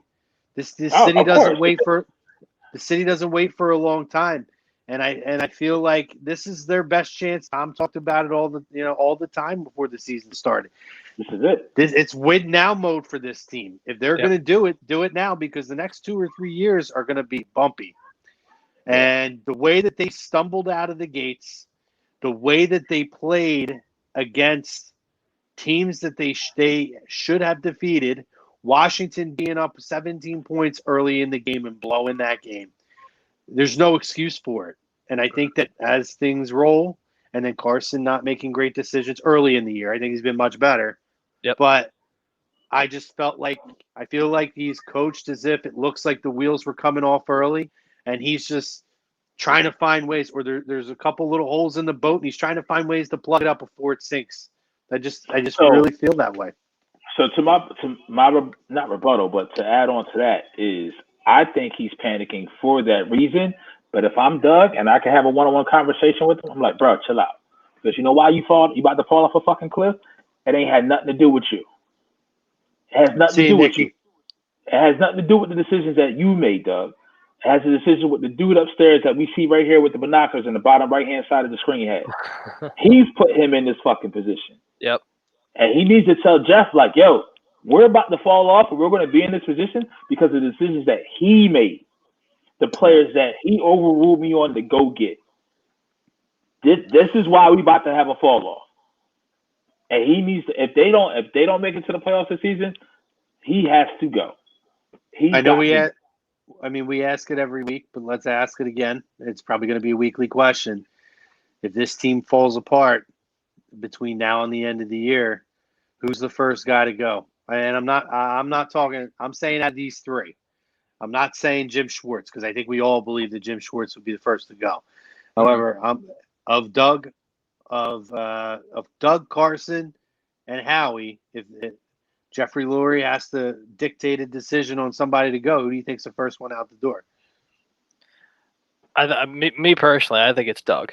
Plain and simple, I think it's Doug, because the only issue I have with Jeffrey Lurie, just as an owner, he's loyal by default, and we've seen that. And Howie's been here for 20 plus years now, started as an assistant and moved all the way up to the GM spot. So I think he can be, well, not that I think he can, I know he can. And I think it's going to happen to where he'll make the excuse, be like, oh, well, it's a COVID year. A lot of the new guys didn't really get a proper training camp and stuff like that. So again, even if the team does go up in smoke, I don't think Howie really goes anywhere for at least another year or two. But I think Doug would be the guy that really goes on the chopping block even before Jim Schwartz, as much as people want to say. And I don't want to venture away from Doug, but just kind of seeing how this relationship has really developed between Doug, Howie, and Jeff. And again, I think it's more butting heads between Doug and Howie, to where like when you look back and you see the first year in his closing interview, they didn't even let him do a closing interview, if you remember back in his rookie head coaching year. So again, there's a couple of things that kind of leave me scratching my head, but I think it's going to be, unfortunately, Doug Peterson that gets the chopping block before anyone else. Pete? So, couple things. Don, yes, Davion Taylor is playing. He's still green, but the raw athleticism is there. Yep. So if he gets more competent, he can figure out what he's doing is that wild horse, and he can start figuring out where he's going, where he needs to be. That'll definitely help. I feel as if it should be Howie. If it's Doug, listen, I already don't like Howie as it is. Mm-hmm. I've been on this year-to-year shit with Howie since he came back out of the damn equipment closet. Because I think right there, when Jeff made the decision to take the responsibility away from him, he should have took it. He should have been gone. Yep. He shouldn't have been allowed to go on a hiatus and be Wilson with Tom Hanks on the island somewhere, and then come back and get found. Yeah. So to Jake's point, I think if it's just left up to Jeff, he may go Doug, but Doug can easily. There's one person who can really, the person that has the most power in the situation, if they truly commit to him and the owner's committed to him, is Carson. Yep. If Carson says, I don't want to play for anybody else but Doug, Howie fucking bye, please. And I pray Carson says that. I'm hoping Carson is saying that shit now. I'm hoping there's no plane rides right now, but there was a plane ride, how DeMarco Murray pulled up next to Jeffrey Lurie talked about Chip. I hope Carson does the same thing. Yeah. Because it would, I feel like Doug has the type of personality that can blend with any GM. And he's not going to, I don't think he's that bad of a coach to where he's just going to piss away seasons like that. Like, I think he's very Andy-esque in that point where we saw Andy, it really took everything for it to fall off so many years to really realize it was time to move on from Andy. You know what I mean? I think Doug has that in him to where he's kind of proven already how resilient he is in his coaching and what he can do when he needs to pull a rabbit out of his ass. Yep. I'm not one of those that's on the Jim Schwartz bandwagon. Get rid of him. I don't think Jim is that bad. What Jim does when Jim fucks up, he fucks up in big spots. Yep. Yeah. And look, I agree. And that's where it's so bad because it's so glaring of a mistake. It's like, how can you let that happen? How can you let that happen? You know what I mean? Let's see, Don, it's a little bit different because you guys have had like 5 GMs, and we feel like Howie's been here for. Jake, how old are you? 25. 26, I'm sorry. Jesus. Howie's been here for over half your life. Yeah. On some real shit. Exactly. In some form of shape or capacity, Howie has been here for over half of your life on this earth. Yep. And it's sickening to think that, but at the same time, it's really like the love affair with Howie has to go. And it really comes down to, I think the difference is now with Jeff, if they do have that and it does pan out to be that way, is this is the first time they're going to be in this sort of cap hell where they can't, it's going to be really tough for them to get out of it. They've been tight before. This is beyond tight. And if Doug can be with Jeff and be like, Doug, like, Jeff, I had nothing to do with these. I didn't guarantee Alshon Jeffrey's contract. That was all Howie. I didn't ask him to do that. You see what I'm saying? So there's things that Howie may not be able to get away from and that he has to answer to this year. You see what I'm saying? Sounds like Survivor with like the HOH and people were talking about why you got to go after the other guy. Listen, I didn't do this and this. Okay, I mean that was his decision. It sucks, but it sucks, and I think that it means more to Howie than it does to Doug because Doug won a Super Bowl. We've seen in this league, it's a retread league. You see what I'm saying? Like Doug would be fine if he moves on to somewhere else. He would be fine as a coach. If he was a free agent, he would be fine. He'd get snatched right up too in a heartbeat. Somebody will hire him. Anybody, we saw it with Andy. Was it like 2 days after he was fired? He was Kansas City's head coach. Yep. They interviewed Marvin Lewis or somebody to satisfy the Rooney Rule, and they said, Andy, it's your job if you want it. You see what I'm saying? It'd be the same thing with Doug. It'd be the same, and I hope it doesn't get to that because I feel like coaching wise, if we just had better, we seen when we have average players to above average players, we won a Super Bowl with this coaching staff. You know what I mean? So Dirty sport. Oh, sorry. Go ahead. No, go ahead. I mean, I can go on and on. As much as I dislike Howie, I don't wish hate on any man. And I'm going to use a word out of the Bible. I loathe Howie Roseman. I loathe his decisions. Not as a person. Mm-hmm. Your decisions are baffling, and we should not be in this position as a fan base to be $64 million over the cap next year. Oh my God. Yep. And to be as old as we fucking are. That's the other part. Yep. Okay, I'm done. Nerdy sports guy says Howie signs Parks. Also Howie, same season. Open to trading Parks. Hasn't done anything, but it's also his first year in the defense after injury. Like Roseman, WTF. Yeah, I mean, what trade value is there for Will Parks at this point? A conditional 7th, maybe. Maybe a conditional 6th, if that. You got to trade player for player. That's something you got to find a way to get player for player. These picks, I tried to tell people last year. I tried to preach it to Chucks on this show. Remember, we keep these picks. Howie's not going to do nothing with these picks. And what did he do? Absolutely for nothing with these picks. Yep. Nothing. Kobe, I have to tell you, what do I think of that? I hope so. I don't know about the 18 receptions for 180 yards. That's only 10 yards per catch. I mean, I'm not even convinced he's going to have 18 receptions for the whole year right now. We'll see. Yeah, no. But Nathan Gary It's not starting over Edwards, who's expecting to be back. Our linebackers should be solid now. I wouldn't say solid. They're okay. Singleton's been a decent find. Yeah. He's been a decent find. Mm. And Gary's out. If Taylor keeps showing promise, if Davion keeps showing promise and can keep not get too confused in the scheme and can keep being where he needs to be. But I think right now it will be Edwards, Singleton, and I think Duke Riley, if I'm not mistaken. Correct? LSU, LSU player, Jake. Yeah, there you go. Or Sean Bradley, either or. Yeah. I'm fine with. But so Anthony says, I love Anthony, but I don't ever know if he's being serious. He says, if I was Howie, I would have brought in John Gruden, Jim Harbaugh, or someone that is good as a coach instead of bringing in Peterson. Hey, by the way, instead of bringing in Doug Peterson, a guy who won a Super Bowl in his second year as the head coach of this football team. Mm-hmm. A guy who won a Super Bowl in the second. You're talking about John Gruden, who won with Tony Dungy's team. Yeah. It wasn't even his team. Yeah, but people forget that conveniently. He won with Tony Dungy's team. He won on Tony Dungy's coattails. Yep. I mean, I like Harbaugh and those guys, but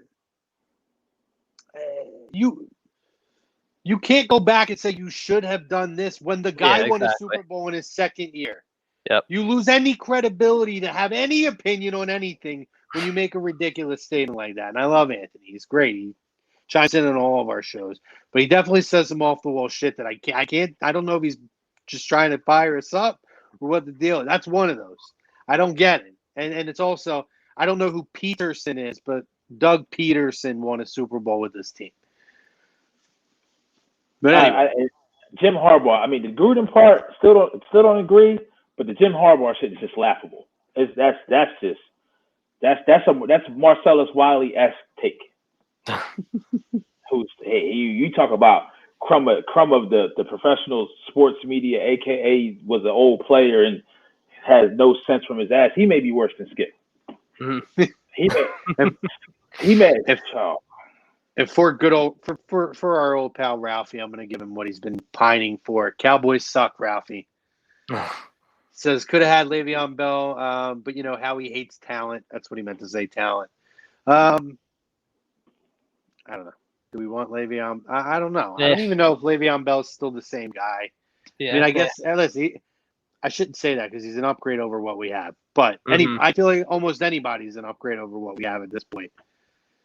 At running back, yeah. Yeah. So we couldn't keep Howard because we didn't have any fucking money because of Howie. Yep. Jesus. Is the season? I know you guys said it, but you're saying so. Definitely sellers after this. Would you say the season should just all expectations fall off the table if they lose this week? If they lose this week, yes, absolutely. Minus pretty much, I'd say minus obviously Carson Wentz, minus Jalen Reagor at least for now because you spent a first-round pick on him. Jalen Hurts, I don't think is going anywhere. Dallas Goedert, definitely not. Miles Sanders, definitely not. The young wide receiving core, no. Everyone else, in my opinion, yeah, because I don't think we're going to have Fletcher Cox after this year. But again, I don't know who's going to take that contract. Yeah. But yeah, if we lose on Sunday, Chrome, yeah, then sell everybody. I don't care. This is where I wish the NFL was more like the NBA, to where you have expiring contracts and teams that suck are willing to take them on just for the capital, just to have picks, because it will make it a lot easier for you to reload. That's where but the NFL, for whatever reason, their cap shit is just ridiculous. It's just ridiculous. I mean, I can't say fire everyone, Ralph, because you don't know how they're going to lose, what's going to be involved in them losing. But the problem is, if they lose this week and you want to become sellers, it's going to be a little bit more difficult for you to make good deals, or the deal that because it's so close. You're playing last on Sunday night, so you have Monday, Tuesday. Hopefully they're prepared, but the hardest thing is how we've seen him get players. He has a hard time letting go. Mm-hmm. He has a hard time letting go and moving on and really admitting his mistakes truthfully. Partly he does it, but 100% truthfully, he has a hard time letting go and moving on from his mistakes. J.J. Arcega-Whiteside, mistake. There's no way you can slice it. Sunday night, listen, Daniel Jones was running the ball, falling down himself. DK fucking Metcalf ran this bitch down in 6'4". I'm like, Whoa. I had to be like, I'm like, bro, did you see this shit? 6'4", 230. Did you Dude, see that this shit? That looked like a fucking cartoon. Yeah. Like the way he ran him, or it was like Forrest Gump. Yeah. Like fucking Forrest Gump, where he's just Buda Baker looks like he's going, and you just see DK like whoosh out of nowhere to take him down. It was insane. It's like a nightmare where like you feel really small, and then you look behind you, you see this giant dude just chasing you, and you're running really slow, and this dude's like that's just right behind you. Yeah. Or like fucking like what was it? Was it the Terminator? Was it T2? Where the fucking you just see him just start. Dude, it was insane. I had never seen anything like that. It was like 3 steps. He was full speed. 3 steps full speed. It was like a bitch almost went Super Saiyan or some shit. You feel what I'm saying? He was just like hovering, like, bro. It's and then had the game. Well, I mean, had David Moore not held, had the game with a touchdown. I know I had told Brodo about this before, and I know he's in the back. If we looked at all the picks and misses that we could have had, that we went wrong, not just in football, in Philadelphia sports history, I would bet a fair amount, without even doing any research, that we will be probably not top 1 or top 2 at least of franchises and cities that have missed on so many players and it wasn't like we replaced them with players that may be a little bit less successful. I mean, players that had no fucking chance. Larry Hughes, Dirk Nowitzki. Come on, Paul Pierce, Larry. Like, I think it's like, I mean, obviously you can already see DK Metcalf. I will never forgive them for taking Larry Hughes over Paul Pierce. Oh my God. Like, we can already sit here and say JJ Arcega-Whiteside would never amount to what DK Metcalf is going to be. No, not even close. Freddie Mitchell never amounted to what Reggie Wing was. Nope. You know what I mean? Some may, I mean, for us, now I would say it's almost the point Earl Thomas and Brandon Graham is equal now. I would think. I was just going to bring that up too. Yeah, that would be equal now. I mean, BG probably won't be a Hall of Famer. Earl Thomas may be a fringe Hall of Famer. Right. But for this area, for what he's done for this city, and this area, I would say it's probably equal for most now. Yeah, I mean, you can't. That's not one you go back and you say, "Oh man, we missed on that one." No, you'll never. No, Brandon Graham's going to be a hero in the city for the rest of his life. Absolutely. We may never have to buy a Drake again. No, you cannot trade him for a first. I don't know if you would get anything for Howie Roseman as a draft pick. Yeah, I don't know. Let's transition into the rivalry, guys. And I want to ask you guys some fun questions here. And basically, listen, we know the history of the Eagles-Cowboys rivalry. I got 2 questions for you. I want to know what your favorite moment that you can remember in game in your lifetime between the Eagles-Cowboys rivalry is. And I want to know if you do, what your I hate the Cowboys moment was. Whether you were a kid, whether you were an adult, where like you really recognize that, man, I really hate this fucking team. You know, people say, "Oh, it was like that when I came out of the womb." Like, I don't know. I feel like when something happens, when you start to hate a team or something like that, like there's really a moment. And even if you're real young, or when you get a little older and you understand why you do. So I want to know, do you guys know what the moment your I hate the Cowboys moment was? That's a good one. Off the top of my head. Well, all right. Well, let's do this first. Give me your favorite rivalry moments. You want me to go first? I can give you mine. Okay. 2004 Eagles Cowboys. Donovan McNabb, 14 seconds running around, 60-yard pass. Boom. I love that. To me, you know, I was always a McNabb guy. That's kind of what made me like a full Eagles fan, because I was more of, it was the other way around. Marino is my favorite player of all time, so I was always more of a Dolphins kid growing up. Right. And then, like, you know, I watched the Eagles because they were my local team. But you know, Marino retired when Donovan was drafted, and I was all in on Donovan. And I just remember that moment where, and maybe that's almost the same moment for me. I never liked the Cowboys. You know, I remember when they won 2 Super Bowls, And I don't know what it was. And I always liked Emmitt Smith, was never a big Aikman guy, although I like him now. Was never, I always hated Michael Irvin. I hated a lot of the guys on those teams. But maybe that was kind of I was so excited to watch that play and to see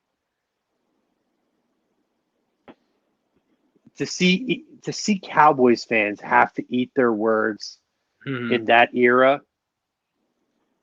Like that was, to me, that was still within that period. I always say to people, in my opinion, maybe you guys disagree, I think you can brag about a championship for a decade. Right. Once it's 10 years old, the relevance of bragging about that title goes away. And maybe I'm even giving more time than I should. But I still think, like, in an argument, if you want to say, hey, we had 2017, like, listen, we're good on that until 2027, in my opinion. However, I always remember Cowboys fans being the worst. The worst. But, man, I know when Donovan completed that play and was able to stick at the Cowboys fans, I think that was the moment I was like, man, I really do hate this fucking team. Like, hate them. So that was probably my moment. Okay. I up until this point, hate wise, it's a moving bar. The most recent one was this shit when Tony Romo looked to his side and saw Des Bryant. And he gave him the my God! Yep. That was mine. Cocky some bitch. Yep, that was mine. Cocky some bitch. No, I mean, I take pleasure when they lose. Yep. Especially, like, I hate to say I'm taking pleasure in the shit they're going through right now. I'm sorry. I take absolutely, it's bliss, it's joy in what they're going through right now. And yeah, you know what? I take no pleasure in the Dak injury or the hit that Andy Dalton took last week. Like, absolutely not. I don't take pleasure in injuries. I think the fans that booed Michael Irvin when he got hurt were a disgrace. Yes. They don't represent everybody. However, in terms of the win column and the loss column, I'm a big fan of that. Big fan. My best moment is, and the 04 Donovan, that's legendary. But to me, that wasn't like, that didn't end their season. For me, I don't know what year it made. 2013. Oh, damn it! That was Sunday Night Football. Kyle Orton, Brandon Boykin interception, and we win the NFC East. Yep. That ended the shit. That was perfect for me. I mean, they broke in my heart numerous times. 2009 to 2009, we played them back-to-back weeks. We both finished 11-5, and we all know what happens. We had two chances. The last week of the season, regular season, we win that game. That game is here. We host the NFC East. We host the wild card round. We had to go down there. Got the doors blown off. That was Donovan's last game. So I can go. I mean, the old school memories, not so much like Chrome, much like you. I was actually a Tampa Bay fan for a long time. So I mean, the rivalry. You love them those creamsicle uniforms? What really got me in Tampa Bay, I'll be honest with you, for the first probably 10, 12 years, I didn't follow football that heavy. Because I played baseball. I was traveling, playing baseball, doing other shit. You know what I mean? So I was heavy into baseball. But once Sapp got there, Sapp was my dude.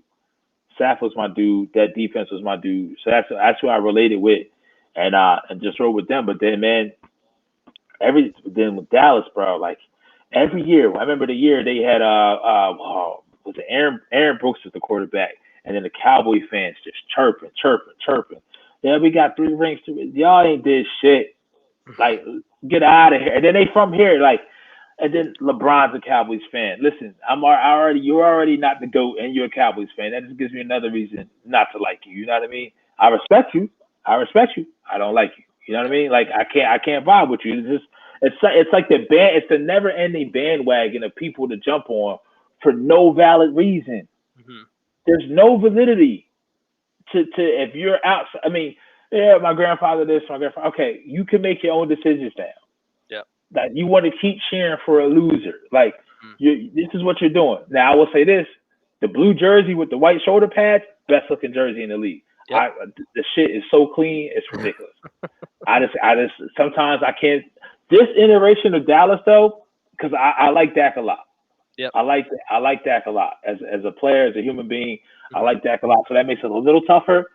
But then the fans start talking, and then it's like it's a snap. I snap out of my little haze, and I go right back to, okay, this is why I can't stand y'all. But I think the feeling, and the thing is across the table. If we're sitting across the table, the feeling's mutual. Mm-hmm. The feeling, and it's not hidden. You know what I mean? It's the feeling is just mutual. It just is what it is, and it's the rival. Pretty sure the NBC. This isn't what the game they want to be on Sunday Night Football. This isn't the game they want to be on Sunday Night Football, but it is.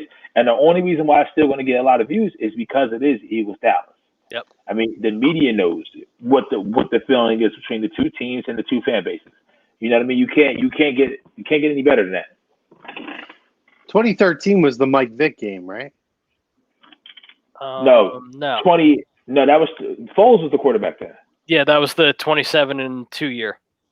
Okay. That 20. You're talking about 09. He came in for Donovan halftime. Yep. And I mean, he didn't bring him back, but that's when I forget who he hit. Right. He hit somebody on a long touchdown pass. And it wasn't Deshaun. Was it maybe Mac? I think it was Mac. I think it was Macklin. Yeah. Yeah. Yep. You're right. And then the next year, that 08 we missed Kevin fucking Curtis. I swear to God. And then 2010. Remember when that was a big thing? Hey guys, we got Kevin Curtis. Yeah. Okay. I look at it's funny, guys, and maybe I'm off on this, but I feel like it's like looking into a mirror when I see how Cowboy fans rate and look at Dak Prescott, because I feel like Dak has gotten better and better and better. Yep. Yet that fan base refuses to embrace him. I mean, some people do, like some of us with Donovan, but overall, man, like it's almost like the old days when you would talk to Eagles fans and you'd have people that were, number 5 will always love you type of people. Mm-hmm. But then there was a large conglomerate of this fan base that no matter what he did, he was never going to be accepted by this fan base. And I feel like Dak is that guy in Dallas. Yep. And it's a shame because I'm with you, Pete. I have no problem calling a spade. You know this. I've almost defended Dak on numerous occasions on this station for the last 2 years because I feel like Dak has been a guy who has made strides. I think last year was a big year for him. I think last year was a year that he needed to show that rookie year wasn't an aberration. It wasn't wasn't a guy that can't. I mean, I don't know if it's tough to play at that level for many, many years. He was unbelievable his rookie year. Yeah. However, he came back down to earth. But did I think he could be a guy who could be a high-end franchise quarterback? Not talking just a guy top 15. Like, I think Dak's a top 10 quarterback in this league right now. Mm-hmm. And if you're a top 10 quarterback, listen, there's nothing to sniff at that. It's just so funny. It's just so funny to be on the other side and see how people really don't appreciate Dak in Dallas. Yep. Because I think he's a damn good quarterback. And I think that he's a leader. And he's a good dude. Like, he actually is a good dude. We all have fun and want to say Dak Prescott sucks. But, yeah, he's a good fucking guy, man. You can root for that. You can root for that dude. And be honest with you, I think the Dallas fans who don't get behind Dak are just in denial. Mm-hmm. Because the worst thing about that organization is not even the fans. I'll give it to you. I see Katie's mom is there. I'm pretty sure we have some other Dallas fans. It's not y'all, bro. It's that damn dude, Jared. It's Jared. Yeah. And as long as he owns the team, I will feel the same way. I just good old talking Arkansas boy. Nah, I'm good, man. Miss me with that bullshit, bro. I just from everything that dude stands for, I can't. I mean, you're in the draft this year in a fucking spaceship on a yacht. I don't know what kind of time capsule you're in. You're trying to find the fountain of youth like this. I'm like, hey, bro, just stop. I mean, and it's just, I mean, and it sucks because I know these guys are out there getting a paycheck. 2016, we talked about it. Green Bay Packers, Jared Cook over the middle. Yep. I will say this also was a 2013 Green Bay divisional round. The catch with Des Bryant, they called it no catch. That was 2016, I believe. No. That was just before that. I think it was 2013. Yes. I think maybe 2013. Listen, I will say this to Cowboys fans. Listen, I know you guys are upset about that. If you're in here, you shouldn't even been there because the week before against the Detroit Lions, Don can attest to this. That was fucking pass interference. Mm-hmm. That was pass interference. It was illegal contact or something. They threw the flag, and only in Dallas do they pick the flags up. Let's go back. Was it 2 years ago? Very opening kickoff. There's nothing but green jerseys around the football. We remember this when they're playing the Eagles. 425, America's Game of the Week. Opening kickoff. Nothing but green around the football. Mm-hmm. All Eagles jerseys. We didn't see a clear recovery. We see the fumble, no clear recovery, but still Dallas's ball. How? How? Did we need to be Boise State and have blue turf in Dallas? Is that what we need to do? So when the Eagles play there, did the green contrast with the blue turf? Is that so? You see what I'm saying? Like it's just so many things to where they may not be America's team as far as the fan base is concerned, but somehow they still have this cred because they generate money. Because Dallas, for whatever it's worth, as much as we hate it, they do have true Dallas fans in Fort Worth, like in that area, like Caden's mama. But there's so many other Dallas fans in every other part of the country that can't give me a good goddamn going reason why you're a Dallas fan other than, well, when I turned the TV on back when I was a kid, they was on the TV all the time playing. Okay, I get it. I get it. You know what I mean? But that was, what, 25, 24 years ago? Something like 25, 24 years ago?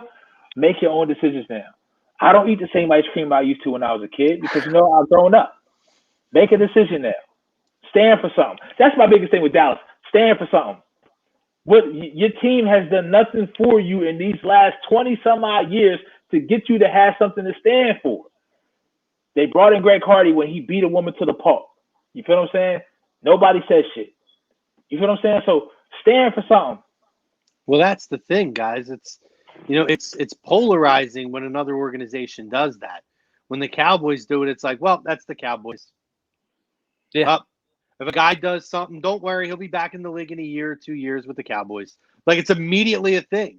And I agree with you on Jerry. I mean, we just had the issue earlier this week where he was on a radio show telling the host to shut up, and they were asking about the leadership thing.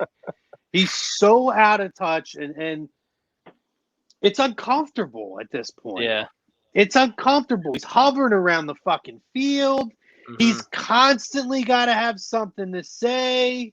It's just look at how weird Phillies fans feel about John Middleton and how vocal he is. Imagine that shit to the extreme with Jerry Jones, and you feel you see how Al Davis was for years with the Raiders, and all these owners who are way too outspoken and need to take a step back. What's his name with the Knicks? Nolan. Nolan, yeah. Probably the worst sports owner in any and sport. Rangers owner too. He's an asshole too. Does he own the Rangers? Oh, I didn't know. Yeah, that. Yeah. Oh, jeez. He owns the Rangers too. But he's a major issue. I don't know that team ever can get back over the hump until he's gone. Mm-hmm. So Molly Ma, what made them your team? I'm from DC and I love my Cowboys. And you had the Redskins there who won championships. You had Redskins that won championships too. Like maybe he wasn't alive when the Skins won their last. And listen, it isn't for us, anybody here on this platform, to question your fanhead. You don't even have to give us an answer.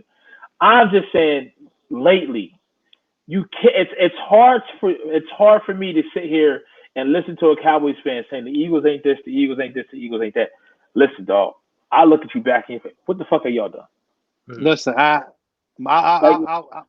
right back to what you're saying, Pete. My issue is, and my buddy's a Cowboys fan, and he starts shit all the time, and immediately I go back to him, and I shut it down because I believe, if you're a real Cowboys fan, and I know some people that are like real, even if they started following because they won Super Bowls, whatever, but they're hardcore. They could talk to you about anything, this and that. Mm-hmm. And guess what? When they talk about the Eagles, they don't talk like Eagles haters. That's my issue, at least for local Cowboys fans, right? My issue is I question how much of a Cowboys fan they are, because what they are to me when they start flapping their gums is they're a fan of not being a fan of the Eagles. Because they talk more about the Eagles and their failures than they actually do about their team. And when you say, well, when you try to get a conversation out about their team, all there is we won Super Bowls. They couldn't tell you anything about all the years with the Quincy Carters and all. How many fucking quarterbacks have they had? The Tony Romo years and all this. They couldn't tell you anything about it. All they could tell you is the Cowboys won a couple of Super Bowls in the 90s, and they watched them win it then, and the Eagles haven't won shit. Even though the majority of their lifetime, the Eagles have dominated the overall records, the playoff appearances, the playoff success, all of that. They choose to ignore that. And when you ignore facts, when you ignore something that can be put in your face to prove the point, and you still try to argue against facts, you're a fan. You're a fake fan. You're not a Cowboys fan or the Giants fan or anybody else. You're a fan of hating the Eagles because you want to be that person. You like to bust your buddy's balls and all that. And I just shut that shit down right away. I'll have a conversation with a Cowboys fan all day. I do it all the time. I know a lot of them, like real ones. But I shut that shit down right away. When you're a fan of hating the team more, I don't have time for you. To me, anything you say after that, I'm good. And it's crazy because the differences between us and them is we'll sit here, we'll talk. We're harder on our team than they are on us about our own team. Mm-hmm. And that's the best part. They think because they're gonna come in and troll us like that's gonna no, we're worse than anything you're gonna come into the chat and say about us. Mm-hmm. Exactly, but it's like be that reflective of your own team. Tell me why you don't like your team. Like we just saw Cadence on say Quincy Carter. You won't get that from a lot of Cowboys fans. Like these frustrated Cowboys fans who are calling for changes. You'll just get Dallas sucks, but the Eagles do too. Like, come on, man. I feel like I can just get the 5 seconds I just use those words to get back in my life. I wish I can just put them back in my mouth and not even waste my time with you. You know what I mean? 90% of them were, let's just put it like this, 90% of Cowboys fans growing up that are around our age, probably had a lot of lunch money stolen, probably a lot of good snacks that were in the lunchbox that they didn't really want to part with, but were taken. Okay. So probably a lot of losing early on in life. Now, this isn't all of them. There's about 85, 90% of them. A lot of losing early on in life. So what did they have to rally around? Well, the Cowboys were winning at the time. So a lot of them fans come from that run, right? That's what they come from. And that's fine. Okay, that's fine. But know the history on why it got there. It got there because everything else they did throughout their lives before they were a football fan was losing. Mm. So let me rally around the winner. Let me have something to say I'm a winner about in life. And then it just so happens that, they're stuck with that team. And you see a lot of them stuck with them. Now, are there good Cowboys fans out there? Yeah. They're mixed around. I mean, they're not easy to find. But there's a couple always laying around. Yeah. But the majority are frauds. I mean, it's America's team for whatever reason. I don't know how you're America's team when you haven't won shit in a long time. I don't know how that's America's team. Mm-hmm. So there's a lot of living in the past that the National Football League promotes when it comes to the Dallas Cowboys as well. I mean, they try to thrive off of them being America's team but never winning. So listen, that's why I don't listen to what any of them say unless I know you personally and I know you're like my cousin. My cousin's a Cowboys fan. I don't like it. He's a Braves fan too. I never understood it, right? Never understood it. But he's a diehard when it comes to both of them. I've seen him bring enough shit to prove his worth around me any day of the week. You know what I mean? I've seen you take a loss that lasts a whole week with you. You know what I mean? I've seen you deal with it. So I now can sit here and say that's a real one, right? The real one. When we talk football, it's never about what they did in the past. It's about right now. Mm-hmm. Yeah. You know what I mean? And that's where you guys are right. If you're going to bring up the past to me, I don't bring up 2017 in an argument with fans. I don't bring up trophies with fans. I bring up right fucking now with fans. That's what I bring up. It's in the moment. I don't care what you did yesterday. It's a what have you done for me lately, Lake? Yep. That's what it is. Like it or not. We got one. I'm trying to get more, man. You feel what I'm saying? That's like we trying to get more, and that's what frustrates us as Eagles fans. Like I always tell Dallas fans, like, listen, whatever you say is not going to be any harder on me than I already am on myself about my team. I'm so critical of my team and the moves that we make. There's nothing a Cowboys fan that can say about my team, about the team I choose to root for, that I already can't do. Because for one, you're probably not smarter about this shit than I am. We don't have any sources here, and I can talk this football game shit inside and out. Do it weekly, monthly, it doesn't matter. The same way that you see us talk on this platform for an hour, 2 hours, we talk. When we get together, there's a lot of shit we talk about. This is what we talk about. Like, I feel like maybe we need some other interests, but listen, this is what we should talk about. This is why this shit is not. I don't feel like this is taxing to me at 10:15 on a Thursday night. Yeah, I hear about Eagles Dallas week. This is what I choose to do because I enjoy doing this shit. But with that being said, like, bro, like, you can't. The cockroaches shit is real, and it may not be all of them out there, but. See, this is the thing, and Molly Mall and Kata's Mama, you guys have been here, you rocking with the show for pretty much now. We've been going strong for about an hour and 40 minutes, so we appreciate it. The thing is, there's fans out there that's a bad representation of y'all as Cowboys fans, okay?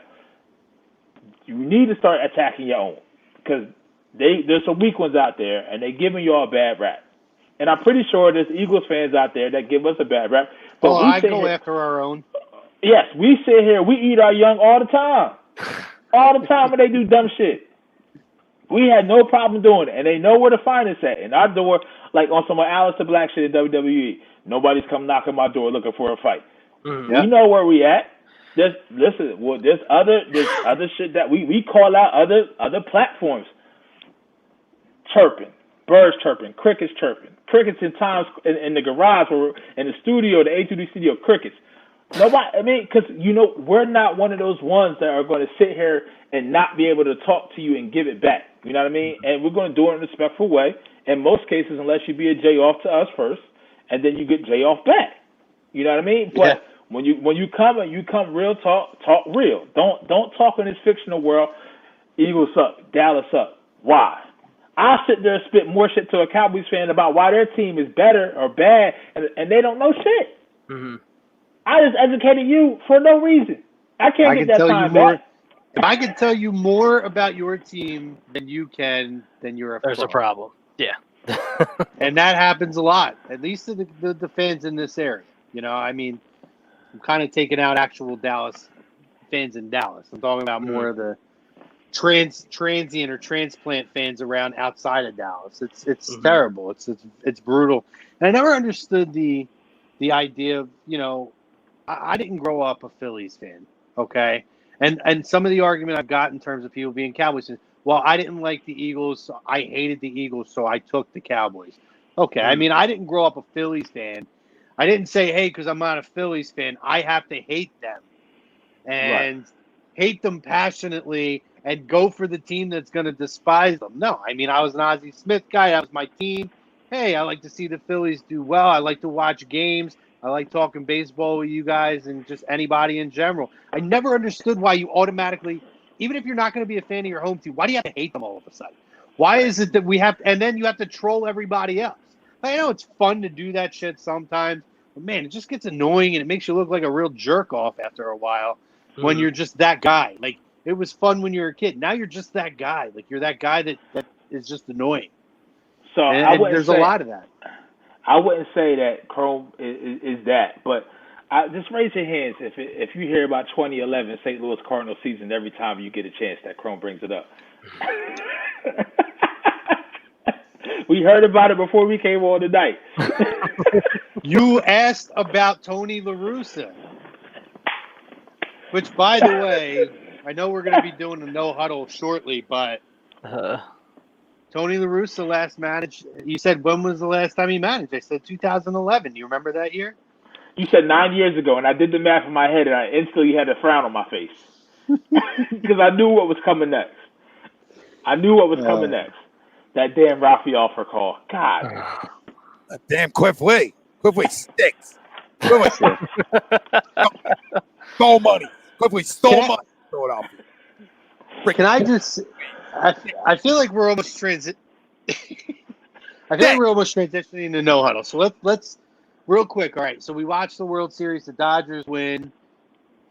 The COVID stuff is insane, by the way, with that story. Yeah. But I'm just deflecting from that. Mhm. You know what's crazy, guys? You know, watching the postseason, I was actually very entertained by the postseason this year. But the days, and I know I'm not saying this to be a pain in the ass, but when you think back of classic games of Roy Halladay and Chris Carpenter and complete gone. games, shutouts in the playoffs, man, it's gone.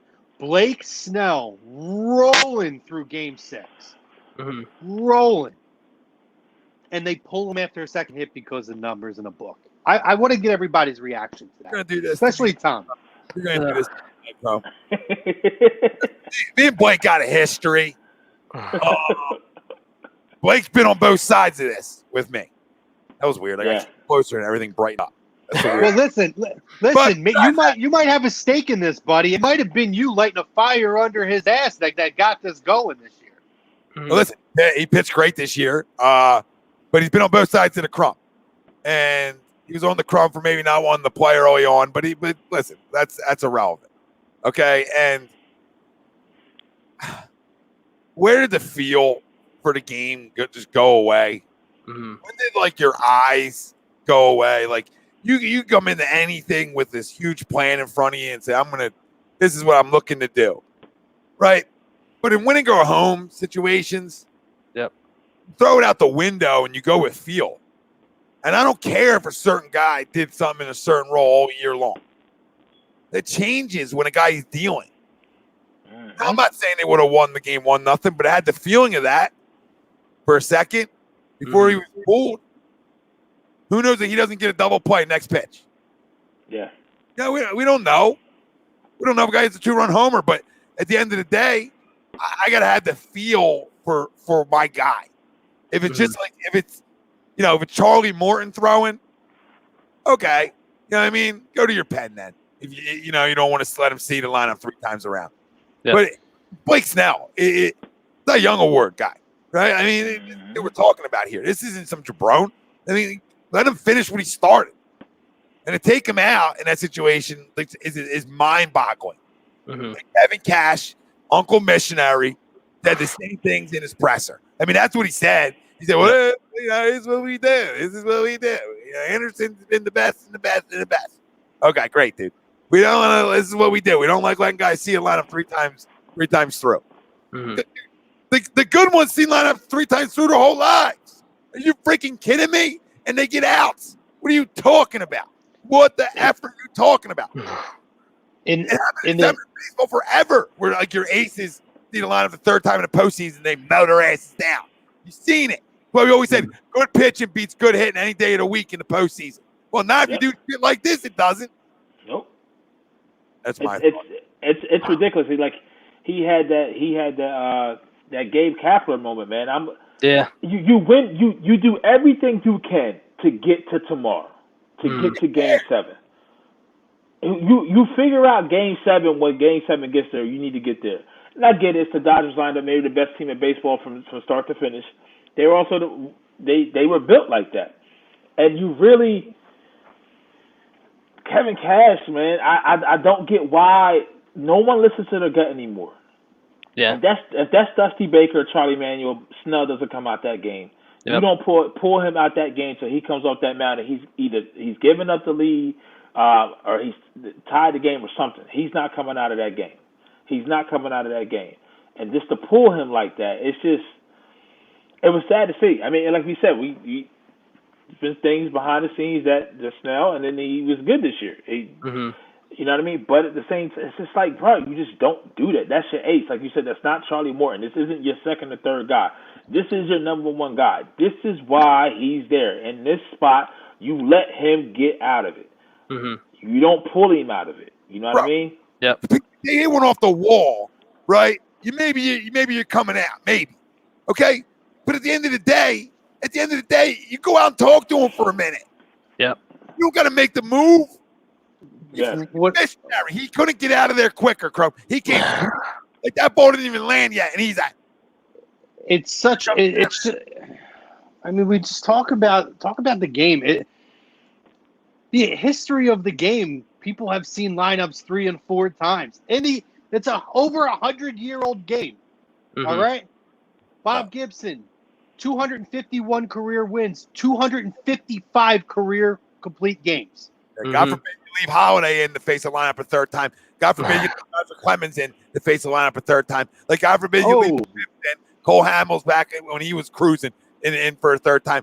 Like, God forbid. Listen, Crum, you guys know I coach baseball. Granted, it's not at this level, but it's still I come in with plans, right? You know how many times I stick to them effing plans? You guys wouldn't know how many times them plans get stuck too. I mean, like zilch, because the game's always going to be different. Everybody's lacing them up, and that's what's great about sports, right? You don't know what you're getting out of Jimmy. Jimmy. You don't know. You don't know. You assume you're getting all strike. You never know. And then sometimes you might think, okay, I might not get this out of this guy, so then I'll go to this guy, right? And then next thing you know, that guy's cruising. And you're like, okay, good. I don't have to go this way then. This is even better. So that's the feel. And especially on like a Sunday where you're waiting to go home, right? You let all your dogs go if you need to. That's right. Or I'm a believer. If I believe in you, I'm gonna let you get through the tough spot over somebody else. Even if I believe in that. You know what I mean? Over feel. Are you having stressful innings? Right? So you're at 73 pitches. Are they stressful 73? Hell no. Well, if I haven't walked anybody, right? Like this all goes into it. If I haven't walked anybody all night and I've given up 2 hits, right, through 6 innings. Well, my feel is this guy's still cruising. He's locating great. I'm going to ride him a little bit longer. Now, if he's having stressful innings, if he's walked 4 guys, it's a different conversation then. Yeah, I mean, if I'm a manager and I lose a game 2-1 because my pitcher was dealing, but I left my pitcher in and he was dealing, I can live with that. Right. I can live with that. And if I'm looking back on why we lost this game, I'm not saying, oh, it's because I left Blake Snell in the game. No, it's because we didn't hit. Crum, you know what I said? Figure that pitching in. Yeah, I love that, Crum. You know what I say in my presser that night? I love that comment out of you because I say, what'd you want me to do? You want me to ride my Cy Young guy? You want to ride my dog? We're here to ride our dogs here. We're here to ride our ponies. Okay, that's what we're here to do. So we're gonna go home. We're gonna go home tonight and not play tomorrow if he don't get it done. That's how it works. That's how it works. And now it's Fishing. I bring Brian Anderson in just about all the time. And he's successful. But then you had to go him earlier than you wanted to. Then Fairbanks comes in earlier than you wanted to. It's a trickle down effect of cluelessness, you jackass. It's not about how good Anderson is. We all know. We all got eyes too. He's freaking been lights out. All right. But now you're also bringing him in a stressful situation too. But no, these guys don't think of it. It's a computer to them. They're just going to get another guy. He's got outs the whole time, bro. It's a win. Yo, you lose, you're going home, right? So he's the guy who's been cruising, and if he don't, now listen, you get first and third there. Hey, maybe you go out and get him then, right? So I mean, I get it, but he still deserves. He deserves another goddamn batter. Absolutely. Give him a chance to get a double play or to make a play on that to get out of that situation. He's your ace for a reason. He's a Cy Young winner for a reason.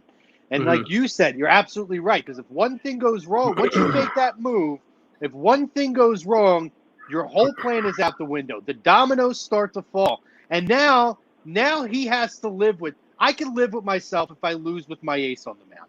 If I go out there and I don't care, like you said, I don't care what a guy did all year. Did I put the right guy in that situation? Could I have gone to another guy who may be in that situation still? We know what he's done, but this guy's been successful in that situation. Oh, and then after that, now I have to pull this guy because he failed in that situation. And I got to bring another guy and take him out of his comfort zone to get – it's just you could see the snowball fall. The Dodgers were shocked. They couldn't believe they pulled him out of the game. Thank you for doing us a favor because we couldn't figure his ass out even if we were going 3 times through the line. It was a disgrace.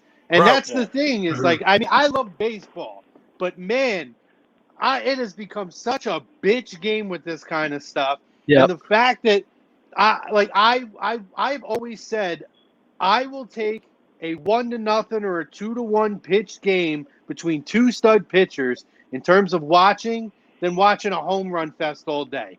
I appreciate a game like that, watching two guys who are masters at their craft run through 9 other guys. Yeah. And the art is gone. The art of the pitching duel is gone. And it's to me, if it was a dying thing, to me this was the stake through the heart watching this World Series. It's officially dead and buried. And I'm sad about it, man. And that's the saddest part. It's like you're paying guys more money now for pitches that they ever had, and they have to do less to half the work. It's amazing. They have to do half the work. And trust me, Snell didn't want to come out the game. But you think you're going to do that to a Holiday or to a Cliff Lee or to a Pedro Martinez? And that's the thing, Tom. Cash could have came out and said, "Listen, tough spot. Take a breather. Let's go get the next guy." Reassurance would have helped a lot. But there's not even that. It's like they second guess themselves. The managers are second guessing themselves. It's like, dude, like this dude he's a Cy Young for a reason. Yep. You see what I'm saying? Like you just gifted the Dodgers the World Series trophy. You gifted it to them.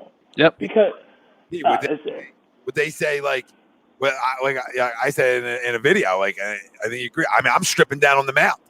You know what I mean? Like, I'm that furious. And credit to Blake Snell for keeping his composure throughout that process. But like, I'm that furious. To your point, like, you know, you're not doing that to them guys either. You know, and Chrome, to your point, like you don't know why you're losing fans because you're not getting that anymore. You're not getting them guys throwing complete games. You're not getting that stuff anymore. That was a seller to the sport of baseball. And it's not even the guys with the kids that hear us talk about their arms they can't last as long because what they're doing. Listen, it's that when you don't require it of them to do it, how can their bodies ever get used to it? They're not conditioned to it, Pete. That's exactly it. They're not conditioned to it anymore. No, they're you want coddled. To know? It's not even that, Crum. You want to know why everybody gets Tommy John? Because they stopped throwing. They stopped working. All right? And everything's shortened up. That's why everybody's getting Tommy John. Shit, whatever happened to long toss and taking care of your arm? Yep. And these guys want to all be freaking bodybuilders, right? But can't go past 6. They want to look good in the uni. But you think David Wells cared about if you look good in the uni? How many perfect games and rings has he got? Yep. He had the most athletic thing on his body was his fucking left arm, and he knew it. And he kept that bitch in shape. That's all he kept in shape. That was it. That's all he fucking needed was that left arm. That's all he needed. These dudes, like you said, T.A., these dudes want to be out here. They want to be big sexy, baby. Flipping big tires sexy. And shit. Doing 25. Listen, bitch, you get paid to pitch. Hey, you get paid. How long was Big Sexy around? And he had a hell of a career. I know he's not a Hall of Famer, but Big Sexy Bartolo Colon had a hell of a career. Yeah. And there was a stretch where he was an ace and he pitched very, very well and late into games. Now he didn't give a shit about if his belly was hanging over the belt in front of him on the mound. All he cared about was getting out there and throwing the ball. And I always loved Big Sexy. Yep. It's a shame. Rasul Douglas on the trick pump play for a first down, 30 yards down the field. By the way. Yep. Tampa's been trying to reinvent the game the whole time, though, too, right? So I mean, you're talking about openers. You're talking about cute shit. You want to know another reason why you lose fans? You go to the freaking pen 45 times a goddamn game. Yeah, that fans too. So like, let guys eat. Let guys deal. Right, when guys are grooving, let them go. The pitch counts. And listen, I'm not saying throw guys 110 all the time, but I'm talking about when the season gets late, I'm letting it fly. I'm letting it fly. I'm letting the guys that I trust fly, and they're going 90, 100, 110 in postseason baseball or in September baseball when I'm either trying to win a division or make the dance. Right. I'm letting guys eat, but that has to be built up to eat. So I understand you want to come in early in the year, leave guys around 65, 70, build them up. Fine. Totally cool with that. It's a long season. But I'm then gradually building my dogs up to now go 80, 85, 90, 95, 100, right? I built them up for August and September. I mean, buy a freaking clue. I can sit here on a goddamn little chair off Amazon for like $100 and freaking tell guys are making a lot more money than me on how to take care of freaking arms and get them right and build them up. All right. How many of these effing guys are running after they throw? All right? I mean, this is 101. So how many guys you go throw 100 pitches? Were you getting on a bike? No. Are you running? Are you running somewhere in that clubhouse, etc.? Because if I'm managing a baseball team, right, you're all running. You're doing your polls like you've done your whole life, supposedly. I got kids at 12U running polls after they throw. You understand this? Because this is the most important part of their process. So you're talking about the highest level. You want to take care of them. I'm not saying they don't do this in the back, in the lot. You know what I mean? I'm not saying this. I'm saying I'm making it mandatory. You know what I mean? Because I want guys to be able to go 110. And I want you to be able to come back next year and feel great. But no, they overthink the process. It's like, we got to get the computer tells us do this, take care of the arm, do this, take care of the arm, and this will be great. Wow. Teddy hurt. Yeah, Bridgewater just got hurt. He got tripped and got hit late. But no, so the flexibility portion of it is gone.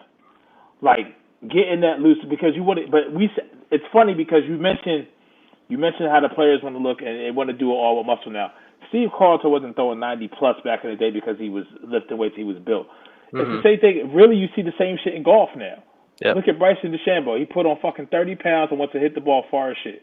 They don't give about it. They don't care about anything else. So, and flexible, limber, that it's gone. Like, one of the best ways to get in shape and stay in shape is fucking doing that yoga and Pilates shit, getting your body flexible and being able to do it for a long time. That's why you're not going to see these pitchers who are on top be on top and have these longer careers as what they've had before. Max Scherzer may be one of the ones, but you see Strasburg kept breaking down. He had a good year last year, decent year, but you're not going to see these. You're never going to see Big Sexy again. You're not going to see it because their bodies are just not conditioned to it. Those guys are just naturally gifted to be able to throw a baseball, and they stayed loose. They may not have done anything else, any weight training, but they were very loose and very limber. You feel what I'm saying? Well, this is the problem. It all starts, Ted. Now the Hockey Happy Hour, you can find them. They're live now.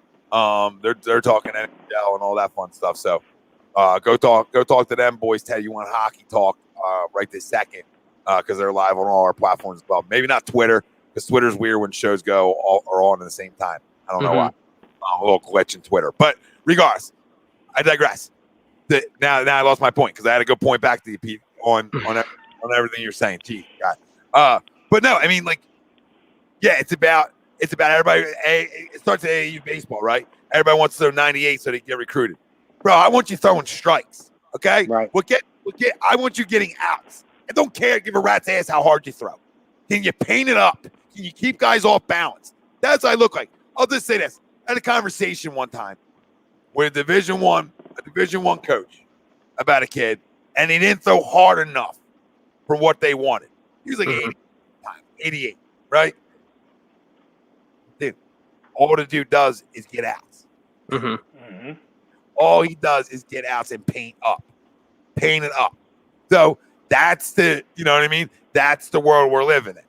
And that's creating, trying to get stronger, bigger up here so I can throw 95. And now, I'm the best guy in the country, but I can't throw a strike.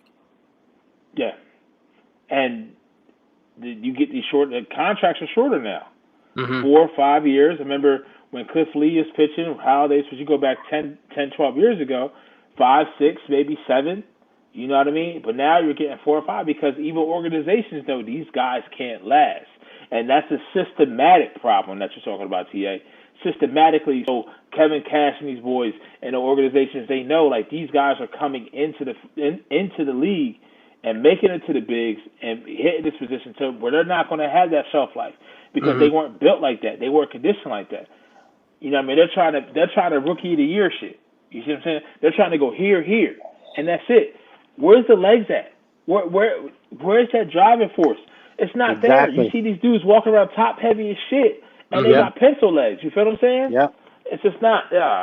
This is why I stopped following baseball so close. I just couldn't deal with the shit. Yep. And it's the same with hitting and with pitching too. You drive more power from your legs than anything else. If you could build that up, and Tom knows that. We talk about that all the time. The power you can generate with your lower half in terms of longevity too, for keeping yourself healthy than trying to do everything up top, people missing leg day is astronomically better for you, both short term and long term. I tell a kid when he starts weight training, I said, listen, all you got to worry about doing?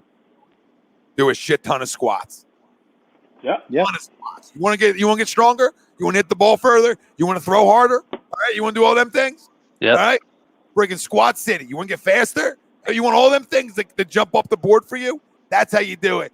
And up top, you're doing bands and other types of things that, yes, get tighter and stronger, but not bulkier, right? Mm-hmm. You're getting tight. You're getting clean. You still look great. I'll tell an older guy all the time. You still look great on the beach with your girlfriend with your shirt off, okay? All right, you're not looking like a freaking bodybuilder. You say, this guy's in great shape. You know what I mean? Guy's in great shape. Yeah. Okay, come on. You know what I mean? That's what it is. I mean, talk to Mama D. Mama D will tell you when you talk about Johnny. Mama D will tell you we've had many conversations about her at a certain place where it was just too much upper body. She didn't like it. She shut it down. Yeah. Mm-hmm. It's the lower body because Mama D's smart. She's a baseball mind, right? And she's right. And I confirmed it with her. Like, yes, you were 100% spot on. What's he doing? What's he benching for? What? Mm-hmm. What? Yeah. He already threw. He's 87. And he bringing at the time he was a sophomore. Come on. Yeah. Keep the lower half strong. So I could do this all night. Yeah. We could do last thing on tap here, and we'll make it brief and get everybody over to Hockey Happy Hour.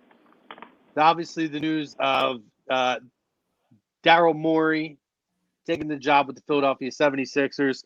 I think we were all kind of surprised by that, but what a great addition. And we talked about turning over the organization, front office changes. And listen, if you're going to keep Elton, you bring a guy like Daryl Morey in as your president of basketball operations. You bring in Doc Rivers as your head coach, and you have a collaborative regime there where everybody can work. I mean, I am so excited for the future of this organization. Mm-hmm. That is a number between Morey and Doc Rivers. That's two guys that have had success in this league, have put together teams that have either won a championship or had a chance, have been favorites, not just that kind of in purgatory team. I'm really excited about it, but I just want to get your guys' thoughts on the addition of Daryl Morey, along with Doc Rivers and how that's going to affect the Sixers organization. Yeah, I think with me, just kind of the Sixers organization, just they have a bad taste in my mouth when it really all started with the tanking. But again, great additions, like you said. I love Doc Rivers. I love the addition of Daryl Morey and a lot of the other guys they added to the front office that they're revamping, and that from what it seems like they're going to continue to revamp. And their assistant coach addition. Yep. Yeah. So again, like I said, I love the moves, but what they have to, at least for me, show me. You know what I mean? Like, I'm perfectly fine with the moves. I don't have an issue with it, but I need to see where this goes in the next couple of years before I get like too excited. Right. You should be extremely excited, Jake, and I'll talk you off the cliff. Ben. Okay.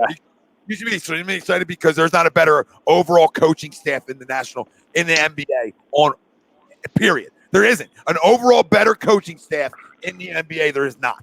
There's not. Yeah. There's better head coaches. Yes. There's better head coaches. Yeah. Can't argue that. I mean, there's a guy, Eric Spoelstra, who, in my opinion, is probably right now the best coach in the league outside of Pop, because as long as underrated. Yeah, as long as Pop's around, he's there, right? But yeah. What's amazing too is when Spoelstra was hired, people kind of side-eyed that, like Eric Spoelstra, and look at what he's done in his career at this point. Unbelievable. I mean, he's got help before to win chips, but he's still got to win them. You know what I mean? He's still got to win it. He's still got to be a good enough coach to win them. I mean, great players win chips, but great coaches help win chips. So great staffs help win chips. And the fact that me and Pete, we spoke about it when back in before about it. I mean, Sam Cassell was the guy that I would have taken as my head coach. You know what I mean? I thought he was more in the running as a head coach. So you bring Doc in and look what happens. You bring a credibility around the league. So now guys want to come. I mean, the additions they added to this staff is unbelievable in terms of a coaching staff. Every guy in each spot of this staff, from defensive guys to offensive guys to everything, are well-known, well-respected guys in what they do, right? And the fact that they all want to come together, and the fact that Daryl Morey left Houston, and you might never got to believe this, he left Houston for this goddamn job, okay, and went running towards Ben Simmons, Joel Embiid. So anybody out there, including my family on A2D, that thinks that Ben Simmons and Joel Embiid are getting traded are flat out clueless, because everybody came here for them two too. And if people don't think that's real, check your goddamn basketball IQ. They ain't getting dealt. Doc Rivers came here for the puppies. Sammy Cassell with the alien, he came running to see the puppies. And I love Sammy. All right, Dave Yoger. I loved him coming in. I do too. I really like the Sam Cassell move. Did they got Yeager too? Yeah, they got Yeager. They got freaking Burke. Right? Is that who it is? Burke from Indiana, their defensive guy who took a shot at Joel Embiid before Joel. I remember. Oh, right. Yep. Greatest pro of all time. Brings it up. Says, hey, now the whole NBA can say, well, we get away with together. Right? And I love it because I'm put under the bridge from your superstar. This is perfect. Listen, it's going to be set up more for us. I love it. Go ahead, Pete. I love this. So that coaching staff is coaches with experience, not only from players, but have multiple coaching staff experience. This is right now. This is put up a shuttle time for our pups. Like you hire Dan Burke, who Embiid publicly knows Burke said some shit. So now you got to work with this man. It's adversity, but it's adversity to the point where it's to get everybody to come together. Yeah. Horford or Harris is gone. Morey's going to come in right from the rip, and one of them is going to get some shooters. He knows he has to get shooters. It's going to be out. It's going to be Horford. Yeah. So hopefully, listen. If Morey can work his magic and somehow get Buddy Hield out of Sacramento, I'm grateful. Yeah. If you got to give up Zaire or Matisse with Horford, do it. You feel what I'm saying? Because you got to get shooters, but that's difficult. You don't have these. If Morey was here when we got Jimmy, if Doc was here when we got Jimmy, shit never would have got rebuilt. JJ never would have left. You fucking win the championship this year. You see what I'm saying? So what the coaching staff is right now, all the way up from the organizational structure, I think it's really because Scott O'Neal's out, right? He's gone. He's fucking gone. Yeah. So thank God for that. Met the man, nice man. He's a decent dude. I played him in knockout a couple times on the Sixers floor. But this is they redefine what the organization is and the perception is around the league, because you got well-respected guys who wanted to come here, but they came here, you sold them on it, and now they're here because they see talent here. Because before, we were sitting here 6 months ago, every deal Elton Brand made, he got fleeced. Not fleeced, but he didn't win the deal. He made wrong decisions after wrong decisions after wrong decisions. Decisions that would just make you look like, the Horford deal, maybe I shouldn't have done that. Now it's up to Morey, Doc, and Elton to work as a collective.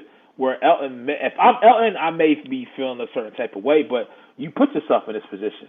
You were the GM before these guys got here. You didn't make good decisions that didn't pan out. You stuck with Brett Brown a little bit too long. So Josh Harris and what's the other guy, the other main owner? I can't think of his name. Is it Rubin? Adam Rubin? Is that the one? Michael Rubin. Michael Rubin. Yep. Michael. So but you think about these guys now, and they're making decisions like, you know what, we need to get hands off with this shit. It didn't work with the Colangelos. I'm not saying it's not working with Elton, but they saw opportunities to get Doc. They saw opportunities to get Daryl Morey, and they went and did it. And now, too, Pete. Right? I mean, with a lot of things. Okay, one, accountability is all in the house. You know what I mean? So for a guy like Ben Simmons, Joel Embiid, accountability is all over the place. So you want Ben to shoot, well, accountability is here for that, okay, and all that stuff. But at the end of the day, in my opinion, there's probably, I would assume, a relationship between everybody that's been brought in here that all have a collective say on what's going on here. And I can tell you right now that, Austin Rivers will probably be on this basketball team. Yes, he will. Don't be surprised if Eric Gordon somehow ends up on this basketball team. Like, don't be surprised if some legitimate, guard scorers end up on this basketball team somehow. So I can see the moves happening because this team is only a few pieces away from flat out being able to win the East. That's all. I mean, that's really all they are. I mean, Tobias Harris to me back in Doc's system is going to thrive. All right, so I don't see him being moved, and we know what we have with our youngsters. Now, will Ben Simmons shoot more? I think so because accountability's circling his head. Oh yeah, Joel, coaching staff is going to be tough on him. They have to be. Everybody came here because of each other. Yeah. So, I don't think Elton's overly upset. I think he probably welcomes it. And it's like, if you know everything, you're wrong, right? And that's with any walk of life. Yeah, I think in terms of Elton, we can't speak to what behind closed doors, if that was Elton's call or if that was ownership making that call with Brett Brown, because this ownership has had some loyalty with some people as well. Mm-hmm. So, if I was a betting guy, I would think more that was probably a decision by Josh Harris and ownership over Elton in terms of keeping, because I believe if that was truly Elton's decision, I think Elton would have lost his job this offseason too, because they cleaned house on a lot of people. Well, Cromer, listen to this too. I mean, Pete said, that Elton held on to Brett too long. Well, in reality, I'm glad he did. I'm glad he did because it did work out. Yes, it did. It absolutely worked out. Finally, something worked out for Elton. I mean, it's the only thing that worked out. I mean, we got to give credit to Elton for getting Doc in the house. So we have to give credit for addressing that and him coming here to accept the deal. And then we got to look at our organization from an outsider and say, man, Daryl Morey ran from Houston for this job. It's clear as day. He ran for this job. And to your point, he can't stand Westbrook. That's really it's a combination of both. He can't stand Russell Westbrook, and there was an opportunity here where it's hard to get one superstar in this league or potential superstar, but we have two. Yeah. And this is it. This is all in to try to get this shit to work, and it's not done yet because I think they're going to also get Shane Battier in the front office too. So, it's going to be a very well respected, like TA already said, from top to bottom, strongest coaching staff. I wouldn't say strongest front. It could end up being the strongest front office, and it's just one or two moves away. Austin Rivers, Eric Gordon, trying to get a Buddy Yield, or somebody like that. I would even take fucking Shannon back on this team. But you need to build a team now, and really it comes down to Embiid getting in shape and being consistent, and Ben. Just listen, I don't want to be Ben to continue not to shoot in them practices because these coaches are going to wear his ass out. Yep. These coaches. Yeah. Doc literally hired a coaching staff where he really doesn't have to do too much of anything because he hired Sam Cassell, Dan Burke, Yeager. Like he doesn't have to do too much at all. Yeah. And I think to Tom's point as well, for all the haters out there who tried to say, Joel Embiid and Ben Simmons, they don't really have a ton of value out there. If you try to, there's a reason that people are flocking here. Pete, you weren't misspeaking earlier when you said that people wanted to come here. Doc Rivers openly said this was a job he wanted. Mm-hmm. Daryl Morey's name was linked to this organization a year ago. Yep. So this is not the first time that his name has come up with this organization. Yeah. These guys wanted to be here. A massive reason, if not the main reason, I'm sure it's the main reason either way, is because of Joel Embiid and because of Ben Simmons.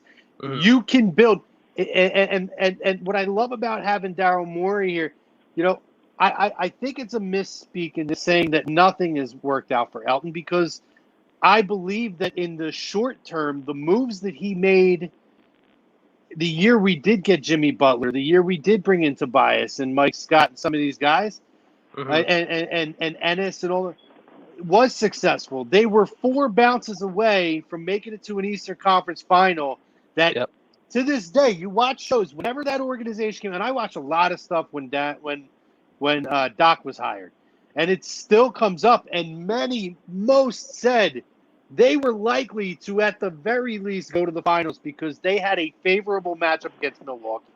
So to say nothing has worked out in terms of Elton's decision-making, I think is not fair.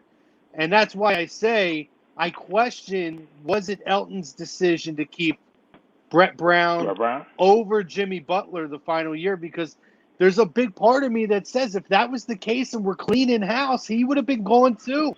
Yep. But they kept Elton. Elton's a good guy. Elton's a good face of the organization in terms of a management role. He's a former player that I do think commands respect. He's been an all-star in this league.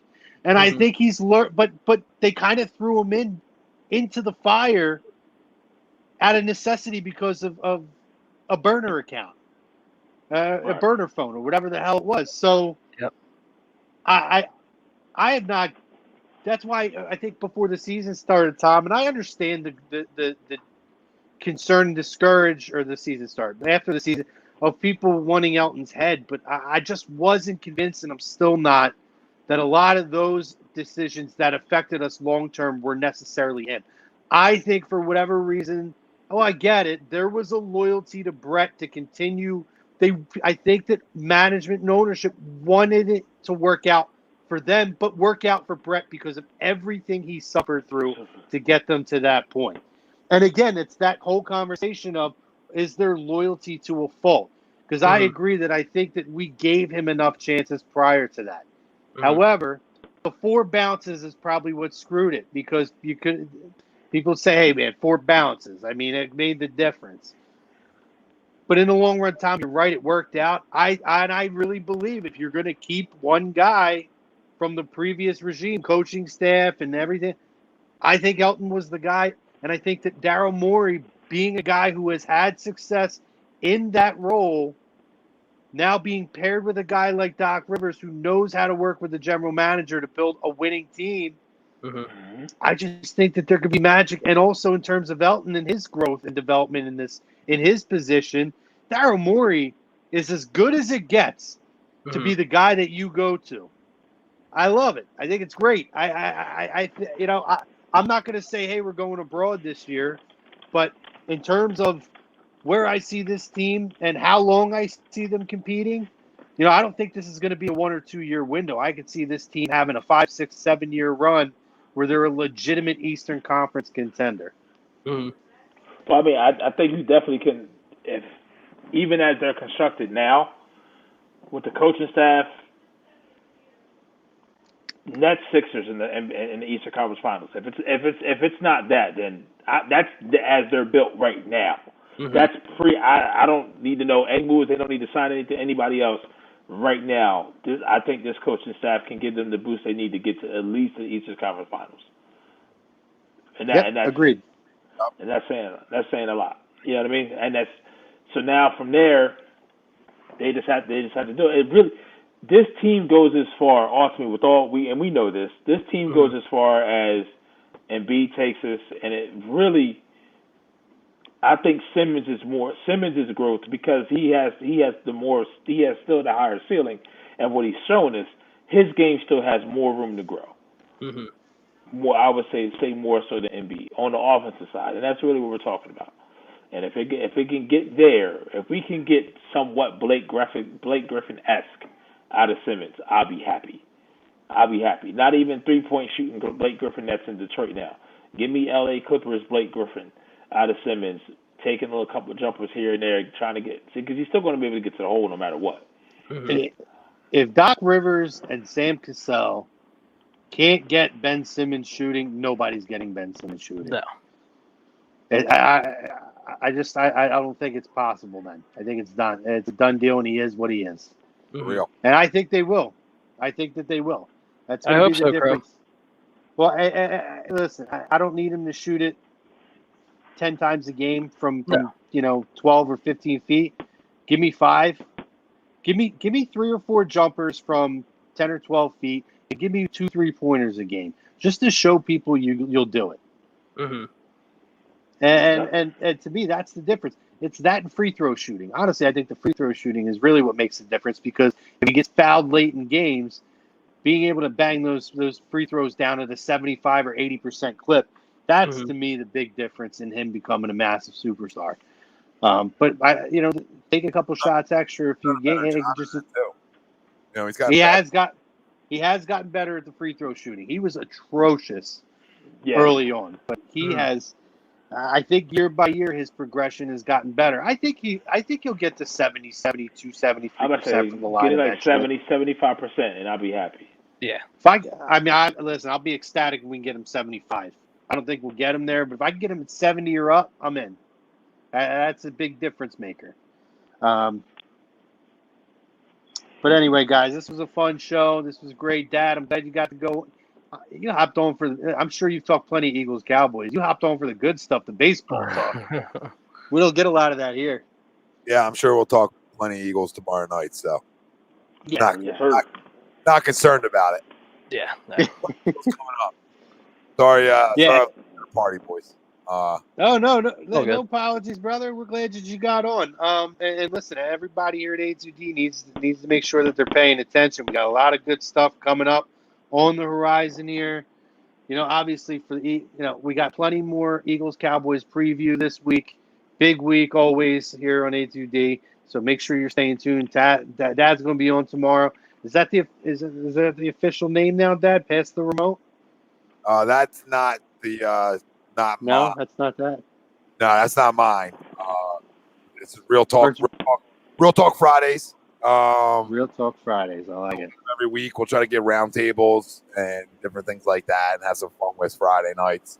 There will be a show on before, and it looks like it's going to be called Pass the Remote, but she's still up in the air about it. Mm-hmm. And we have what else do we have? We have ATD After Dark starting on Tuesday. That's exciting. Up 8:30 to 9, and then we have Wednesday. Wednesday we have Card Knocks, right? Yep, Card Knocks Wednesday. I'll actually be on the back end with them guys tomorrow morning. So, figure some things out. So yeah, a lot of fun shows coming on here. Let's fucking go. There you go, guys. You have it. So make sure you guys are continuing to follow A2D Radio. We have our regular gamut of shows that we always have, but we're bringing more to you guys, bringing more, a diverse thing. And what's the deal with Sunday, Tom? Is that a go for Sunday, or we have another bad weather week coming? No, hopefully it's a go. I plan on being down there Sunday, so I mean the last one. So cool. Yep. Bang, and no, that's 97.3 ESPN, but it'll also be streamed everywhere we are too. So for you guys, there you go. So it'll be a simulcast, A2D Radio and ESPN Radio, 97.3 ESPN Radio. So you can check it out there. You can check out our simulcast. You'll be able to watch it. Oh, shit, real quick. Ocean City, all campus, 25% off. 25%. There it is. And he had all the hats, whatever you get, 25% off, all campus. This Sunday, 10 to 12. That's when we're there. There it is. Go visit John Coyle. Go visit the fam down there from A2D at all campus down in Ocean City, New Jersey. Get your 25% off all hats, guys. And John's awesome. So make sure you're checking them out. Shout out to our sponsors. Dr. Paul Vidal at Specialized Physical Therapy. You can check them out, specializedphysicaltherapy.com. Doc is the best in the business. There's no appointment necessary. Make sure you hit him up. Michael Lambros at Ambuck Services. We dropped the phone number in the comment section. You can also check them out, ambuckservices.com. Make sure you let them know we sent you. Get your 20% off there. Gutter guards, gutter cleaning, deck installation, restoration, any outside work. And PhillyDrinkers.com. Check them out. Go on. Get your show shirts. Get your A2D merch. Get your Philly-inspired A2D merch. Get your Bad Things Happen in Philadelphia shirt. Get your Philadelphia Quarterback Factory shirt. Get your shorts. Get your tumblers, sweatshirts, fleeces, polo shirts. Christ, we got a lot of stuff on there. Socks, blankets, stickers. Over 50 items. Shit for every occasion. About soon, dress shirts and ties coming soon for your corporate shit. There you go. Got mugs. No shop, Pete. Ain't no corporate here, baby. I wear mesh shorts and a t-shirt and freaking do a meeting. I didn't say it was for you, but we got the corporate fans out there. We're gonna get a little A2D tie popping. I'm working on something right now. Yeah, we'll see. Hey, listen. I mean, the office environment is very different now, so maybe not. We'll see. But check them out, guys. PhillyDrinkers.com. Find the A2D collection. PhillyDrinkers.com/A2D Radio. There are some sales on particular items that you can check out on there. Mugs, all kinds of cool shit. So shout out to Alex. Shout out to them. And again, shout out to John and all campus. They're awesome as well. We love them. So for myself, for Pete, for Big Dad down here, for Jake Friel, hey, fly Eagles fly. Go beat the shit out of the Cowboys. I'll be flying home, so I'll miss the first couple quarters. I'm flying out to Florida tomorrow. Quick shout out brother. again. Oh, I will. But be safe. What's that? What happened? What'd you say? I said, good time to travel. Yeah, you know. Well, nobody said that I was the best decision maker in life. So Nobody worry. For anybody, you guys are gonna like this one. Nobody worry though. As of November 3rd, it all goes away. So it all disappears. It all disappears soon. So it's gonna be fun. There it is. Guys, take care of yourselves. Have a great night. Fly Eagles fly, and let's go. Yeah, and vote too, since everybody's saying, vote. Get out and vote. Gotta Get vote. out and Yep. vote. And I don't give a rat's ass who you vote for. How's that too? Don't care. But vote.